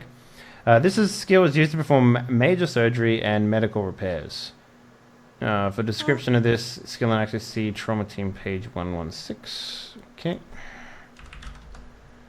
Healing. Okay, first aid. First aid involves cleaning and dressing the wounds, administering medication, setting broken limbs, and putting on splints. When a character makes a successful first aid skill check, the patient will recover at a rate of 0.5 points per day. Example, a light wound can be healed in 8 days, a critical wound can be healed in 24, a mortal wound can be healed in 56. Only one check needs to be made. You may, within reason and at a referee's discretion, perform first aid on yourself. On an unsuccessful roll, the patient regains no points. New attempts may be made once per day. So it's basically like, it's essentially like what it is in Star Wars, except a lot slower. So, let's see. Medical tech. Medical tech assumes that the character has studied medicine in a professional setting. This gives him the ability to perform surgery, prescribe drugs, and know the proper treatment of injuries. He can replace damaged organs with vat-grown pieces, graft on new limbs, or install cyber limbs. You cannot perform medical tech skills on yourself. A character with medical tech skills makes a check as if using first aid. However, with medical tech, the patient will recover at 1 point per day. For example, a light wound can be healed in 4 days, a mortal wound in 3. A mortal wound 3 would heal in 28. Using medical tech skills supersedes the use of first aid skills. A patient on which both have been successfully performed again. Okay. A patient on which both have been successfully performed regains a point of 1 per day, not 1.5. As with first aid, the patient regains no points until a successful roll has been made. Okay, so take the 3 points you put in first aid and move it somewhere else, because your medical tech supersedes that. Right. But you roll medical tech for me. And Band, you will recover 1 point per day for every time she does this. So don't get shot again. Total. How's there a fumble on that? Because you rolled a 1 on a d10. Oh. That is bad. So what's that, tech skill? Hate my life. That's a tech skill? Yeah, alright. Them ones. Alright, tech. Fumble is 7. Fail miserably, 1 point of damage, sprain fall, make a stun save. So maybe as you're doing it, you sort of like slip or something, and maybe like you put your arm, you brace behind the wall or something, and you sort of crack your hand or something like that. So make a stun save and take 1 point of damage. You might fracture your wrist, for example. Maybe she gets shocked by the power supply. Yeah, that's true. That's actually a good point. Yeah. So roll a stun for me, please. It's like it's on your character page. So the first one, and then there's a stun button. Just hit that. It'll be safe. Yeah. Save? Oh, save. Yeah. Yes. Okay. Yeah, you're fine. So take 1 point of damage. Is that... Just go light. See the circle there? Yep. Just put that up to 1. There you go. Sure thing. All right. So, Band, tell me about how you doing. What are you doing in here? Okay, so I've got that wipe done. I imagine that like I'm in the virtual space and like what I have is just some like program that looks like a little bug, and I just send it off, and it just starts eating everything indiscriminately. Mm-hmm. It's just so what does the bug look like? I mean, it looks similar to like a ladybug. It's like a shiny, like a rounded bug, like but cute? with like Could have been fucking cool. You just went with lame. yeah, it's not like cute. It's like metallic and kind of just like terrifying, with like a ton of legs like all around the sides, and it's just like they start skittering out in all directions, just like sweeping back and forth. And once I've made some space, I'm going to upload a copy of the threat video from the what are they called? You did download that, didn't you? Yeah, I like that. You know what? Take fucking 2 IP. Just put it in a pool somewhere, man. That's a fucking brilliant idea. Congratulations. That is fantastic. You did good, son. And then I'll put like some text notes in there. Those who work with Midnight Animal and Double Cross will be, removed from the planet, like Brent. Like, you just literally call him out? You're like Brent. Yeah. Just like double, Like people Brent. that work for us Drek and then Brent. backstab us. Like Brent Scrivener, get their houses fucking blown up. All right, I like that. Fuck yeah, So that is proud of you great. right now. That is literally Cyberpunk. Congratulations, man. That's fucking great. All right, so you do that. I'm not gonna make you roll from that because that was fucking epic, and that is well and truly within your right as someone who's gained access to a hard data jack. Now, if you're doing this wirelessly, that might be a roll, but you're not. So because you plugged in, congratulations. Right. Okay. Excellent. Yeah. And then I'll unjack and I'll be like, "Where's the boss? Need to let him know. Just call him. Someone send him a text. The data's gone, and Brent's got red paint on his hands." So, Don't hate me. Byron or Henry, give me a awareness Not Henry. notice check. Still wrong. Irie, whatever. Nope, still wrong. Einar. Einar, great. Yeah, give me awareness / notice check, please. You got it. You got it. Let me pull up the old character sheets. Skills, awareness / notice. Oh yeah. You hear the distinct sounds of sirens. Oh, perfect. Like, it appears the dogs who police this quarter have come. We must leave, friends. And I'll pick up Band like over my shoulder, like firemen carrying him.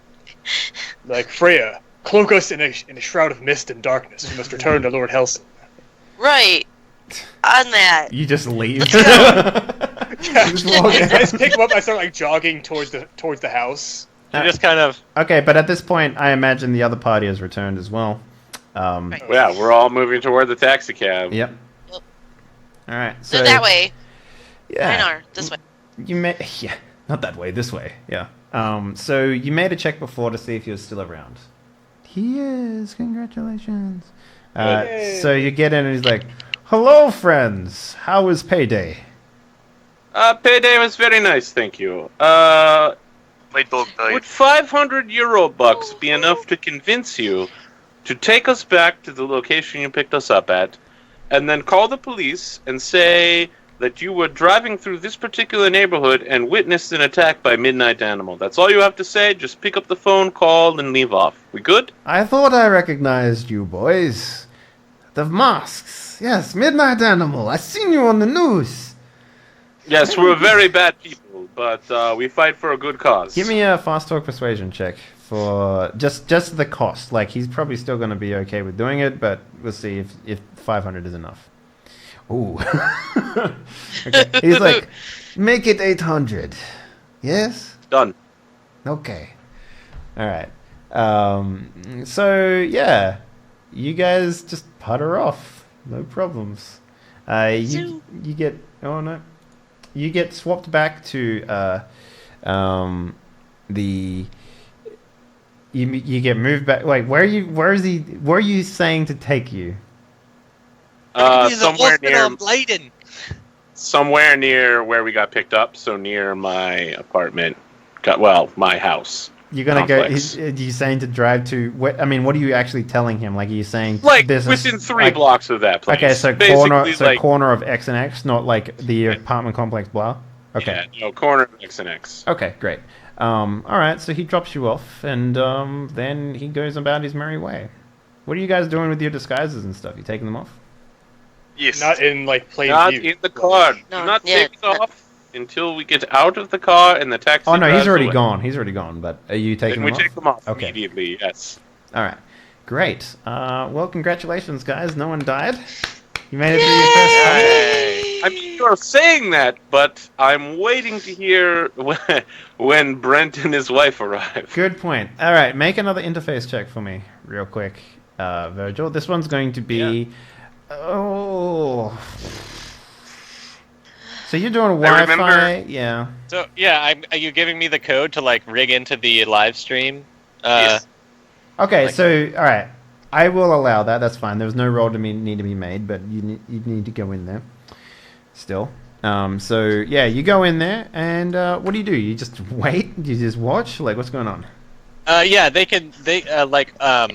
I'll be able to talk to them. Like, I can log into my computer, like plug into another hard line, and be like multitasking, and just be like trolling the So you have Wi-Fi, the enabled, RSS feeds. so you don't have to plug in to just do this. So you can log in. Oh, I thought that might have been in my arm. Oh no, my deck has Wi-Fi, right? Yes, that's right. You paid for it. Okay, so I'll I probably just have like the camera up while I'm doing other stuff, and if I see any movement, I'll just let them know through my like little talk box. So you're basically just unconscious inside the arms of Einar, and yeah. I was actually going to say that that when we get in the apartment, if he gets laid down, I can start looking at at his arm and diagnosing damage to it and whatnot. Okay, so it takes about 40 minutes of just watching this thing. Maybe it took a lot longer because the police were out the front, right? And they had to get through. He had to get through the police, and maybe Brent is just sort of like, but my wife is back there or some shit, but you don't know this, right? So anyway, you go in, you see Brent come in.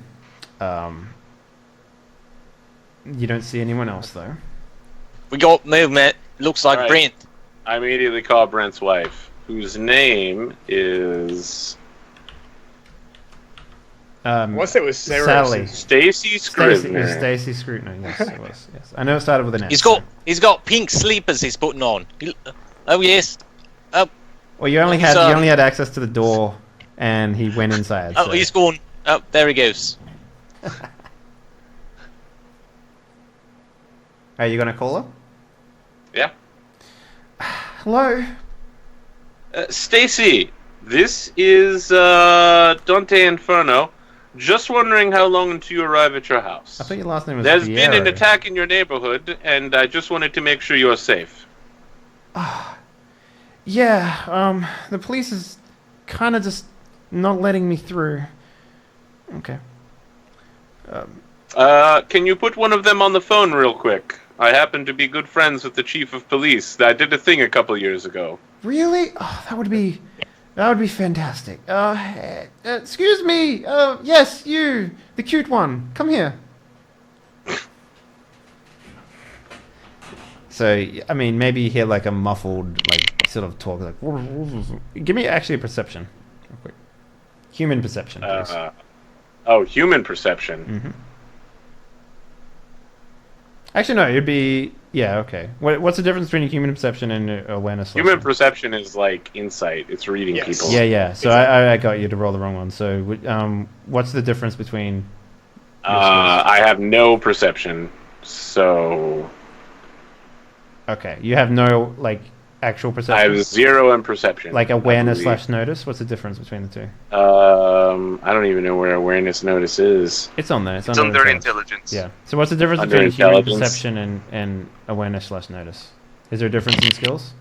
My awareness notice is a 1. And your human perception is a 3? Yeah. Okay, so you got worse than that. Okay, it just sounds like muffled stuff. All right. And then she comes back on the phone. Okay, I'll hand you over to Officer John. John, and then like you get the phone. It's like, this is Officer John. Who am I speaking to? Officer John, this is Dante Fiero. I'm sorry, Dante Inferno. From no, I'm getting them confused, aren't I? It's Fiero. It is Dante Fiero. This is Dante Fiero. I am a very high-ranking vice president of security. Listen, that's here great. What is on Georgia? You might recognize me from the certain photos with your chief of police. We also contribute heavily to your fraternal order of the Police Brotherhood. He like I'm just asking he puts that his you hand allow over the thing, and he's just kind of like, you hear him like barking something. He's like, "What were you saying?" You might recognize me from a number of photos with your chief of police. I contribute heavily to your fraternal brotherhood of the police order. I'm asking you to allow this young woman who handed you the phone to reunite with her husband. She is probably terribly shaken up after this attack, and he is waiting for her at their house. So, you do understand there has been a midnight animal attack here, right? I understand completely. I have been informed. Well, I have my orders, so if you want them to change, you will need to speak to someone higher up. Maybe you should call your police friend. Okay. I'm like, very well. I will talk to the chief of police. Okay. So, he, like, hands the phone back. You are making a career decision here. If you actually, you know what? If you want to do, like, a persuasion or something like that to, like, say if you don't do this, it's gonna be whatever. then you totally can. Oh man, you know what? I think I will. I mean, I feel like that's what I've been doing the whole time, is trying to persuade him. Well, you've been more like just showboating, like what you're. Shit. Oh, that's pretty good. That's probably what you needed. So, what do you say to him exactly? You wouldn't want me to call on the chief of police to have him dress you down on this. Wouldn't you rather, when I call the chief of police about this matter, when I speak about Mount Georgia increasing funding, talk about how wonderful and useful Officer John was, and about how he might need to get a promotion to detective soon? You hear silence on the other end of the line, and he's like, he like sort of like muffles in. You can understand it's like, you know, bringing the phone closer to his mouth. He's like, "You'd really do that for me?" Officer John, just give me your badge number real quick. I'll be speaking to the chief of police this afternoon about this subject, and I believe Mount Georgia will be cooperating heavily with the chief of police and the police department in the matter of Midnight Animal. We can no longer stand for their vicious attacks on our home territory. So he sort of like, maybe to the camera that's watching it for the audience, he sort of like turns his back on you know, Stacy and the rest of the police force, and he just sort of leans in a little bit. He's like, 9-7. Wait, you got a pen? Oh, yes, I do. Okay. 9-7 N-7 C-7 21. Can you read it back to me? There's a lot of sevens. In fact, it is 3 sevens. Very lucky. Yeah, can you read it back to me? I want to make sure you got it. Yes, of course. It is 9-7 N-7 C-7 21. Fantastic. All right. And then he like leans back and like the camera like just shows him turn around. He's like, "Of course, sir. I'll let her know straight away." And he like closes the phone up and he's like, So in a couple of minutes. It's almost time, boys. Yeah. So then you know, a couple of minutes later, you can see, you know, a nice blonde woman like with a pink single form dress, like real skinny. You know, you would imagine like sort of like a trophy wife would look. So like breasts pretty large, almost to the point where they almost seem fake. She walks up. You can hear the clopping of the high heels, like, you know, that sort of thing. And then she goes into the house. What do you do, Dante? Sorry, not Dante. I turn to Einar and say, Einar, we I've got visual. Got two Einar. inside the house. No Pedro, though. Is that a problem? It's not a problem at all, Einar. I think it's time for the next stage of your training.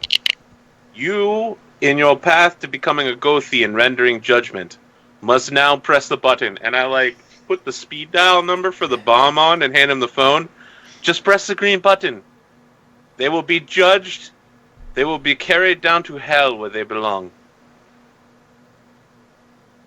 You're muted. Your mic. You muted? Oh, it's muted. I'll say, of course, Lord Hilson. I am honored you trust me with this task.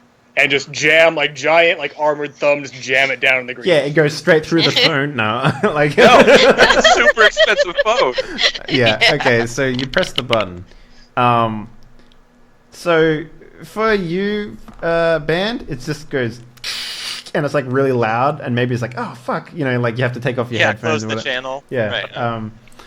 Right. But for the rest of the audience, and maybe our crew hears it over like the band, like the police band that band has. That's weird that you'd quit. Anyway, so maybe it's just like, oh shit, 911, we've got an emergency. Just like all this noise coming in, all this shit is just like, but for the maybe for the camera that's looking into like the police, it's just one of those things. It's like it's looking at Officer John, and he's just like he's sitting there, he's just thinking, he's like, yeah, yeah, gonna get that promotion.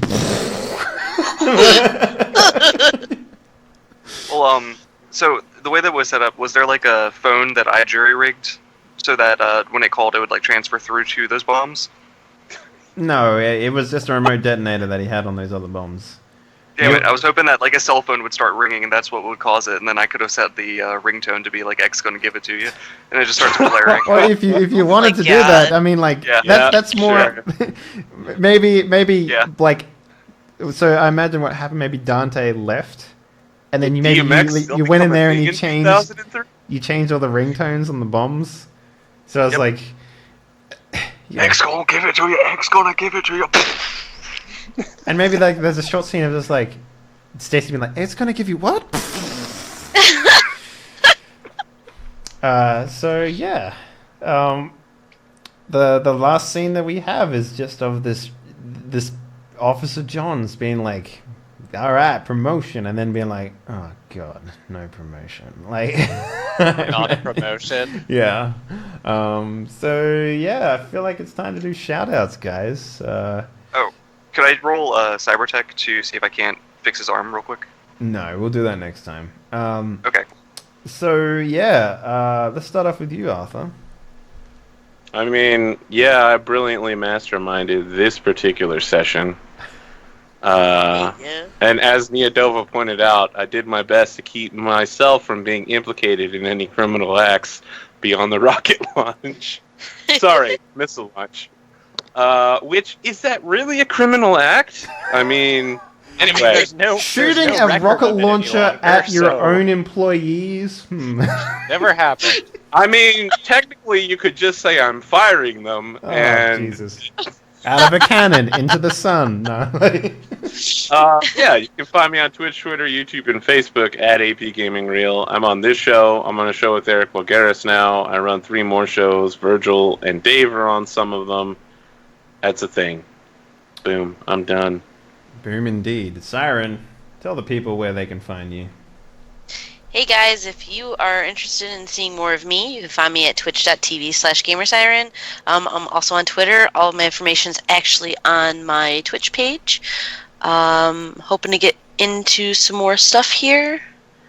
I play this game on Mondays, and I do a lot of role-playing games on the consoles. Nice. All right. Typical.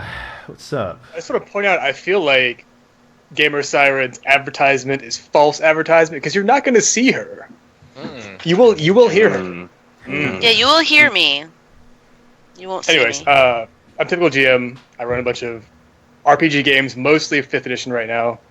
I run open viewer games on Tuesdays and Wednesdays.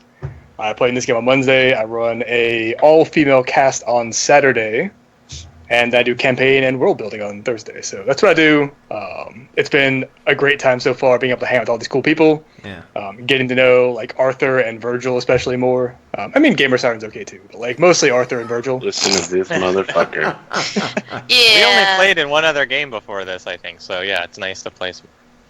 Yeah, it's just good to be able to reach out to new people or people in the community who I haven't had a chance to work with very much. So it's been a ton of fun. Make sure you go to all of their pages, follow them, and they all put out great content. So just happy to be here and happy to be a part of this with Henley and the rest of you guys. Cool beans. Virgil, you're up, man. Hey folks, I'm Virgil, known here on Twitch as Zircon5. If you liked the show tonight and you thought Band was doing a good job as far as not bleeding out, then you could give me a follow over at twitch.tv/Zircon5. I just want to say thanks for everyone to coming out and watching. Good episode, and it was nice to have the cams on. Oh yeah, so I could see all the pretty faces of my players. I've kind of like we've been running into a lot of problems in our other game, especially about like talking, and I feel like cams would solve that. Originally, I didn't have cameras because I was trying to focus mostly on, making it so that the podcast version of this show would actually make sense. And if you don't emote with your hands or something like that, you generally describe what you do. But you know what? I think at this point it's kind of just like it's necessary to get like 5 people to like cohesively talk in a thing. They need to be able to see each other for the most part. Yeah, and I'm looking forward to the Sin Eaters game this week, where we'll have cams as well, and hopefully we'll have less talking over each other when we can see our faces. That's right. So come check that out. The content should be really good this week. Other stuff going on is like Star Wars on Arthur's channel. I do just stuff here and there, and I always host. So if you want to find even more cool roleplay channels on Twitch, you should follow me to see all the people that I host when I'm playing with them. And last but not least, we have the chip that puts the chip in it. Hey guys, I'm Chippin' It. I'm just a bald man browsing the internet, and I appear on role-playing streams as frequently as I get haircuts. I don't know what the answer to that is. Is that some sort of riddle? I think it is a riddle. How often does a bald man cut his hair? I feel like he probably does the Chronicle of Riddick head shave. With a knife. Where he just gets some engine grease and a shiv and just... oh, sorry, that was actually Pitch Black. Yeah, It's the same thing. It's still Riddick, so... for me, my name's Dave. Thank you very much, everyone, for watching. If you haven't already, please consider hitting that follow button. It generally helps us a lot when we're trying to come in and do these things, and we do it for an audience. Like, that's what makes it a lot more fun. The Twitch chat tonight was on there, like off the hizzy. It was great. Seeing all the jokes in here is just fucking fantastic. Cyberpunk is such a grindy sort of game that being able to have the chat there to just be like, oh shit, is fucking excellent. That's what makes this like super entertaining for me, at least anyway. In terms of my stuff, we're getting real close to having a Mutants and Mastermind games on Tuesday. We got a couple of big names going to show up for that. It's going to be awesome. What else? Oh yeah, Thursday we have Die Party Sin Eaters, which is a World of Darkness game that starts at 5 p.m. PST. That has Mr. Virgil Levenger in there and another streamer called Madra. And that game has been going on for a while now. It's very sort of densely roleplay focused, so it's definitely not like Cyberpunk where we can just kind of like, I'm going to shoot a rocket launch at a tree. It's definitely not like that. It's more focused on interaction between characters and stuff like that. So if that's your jam, you know what to do.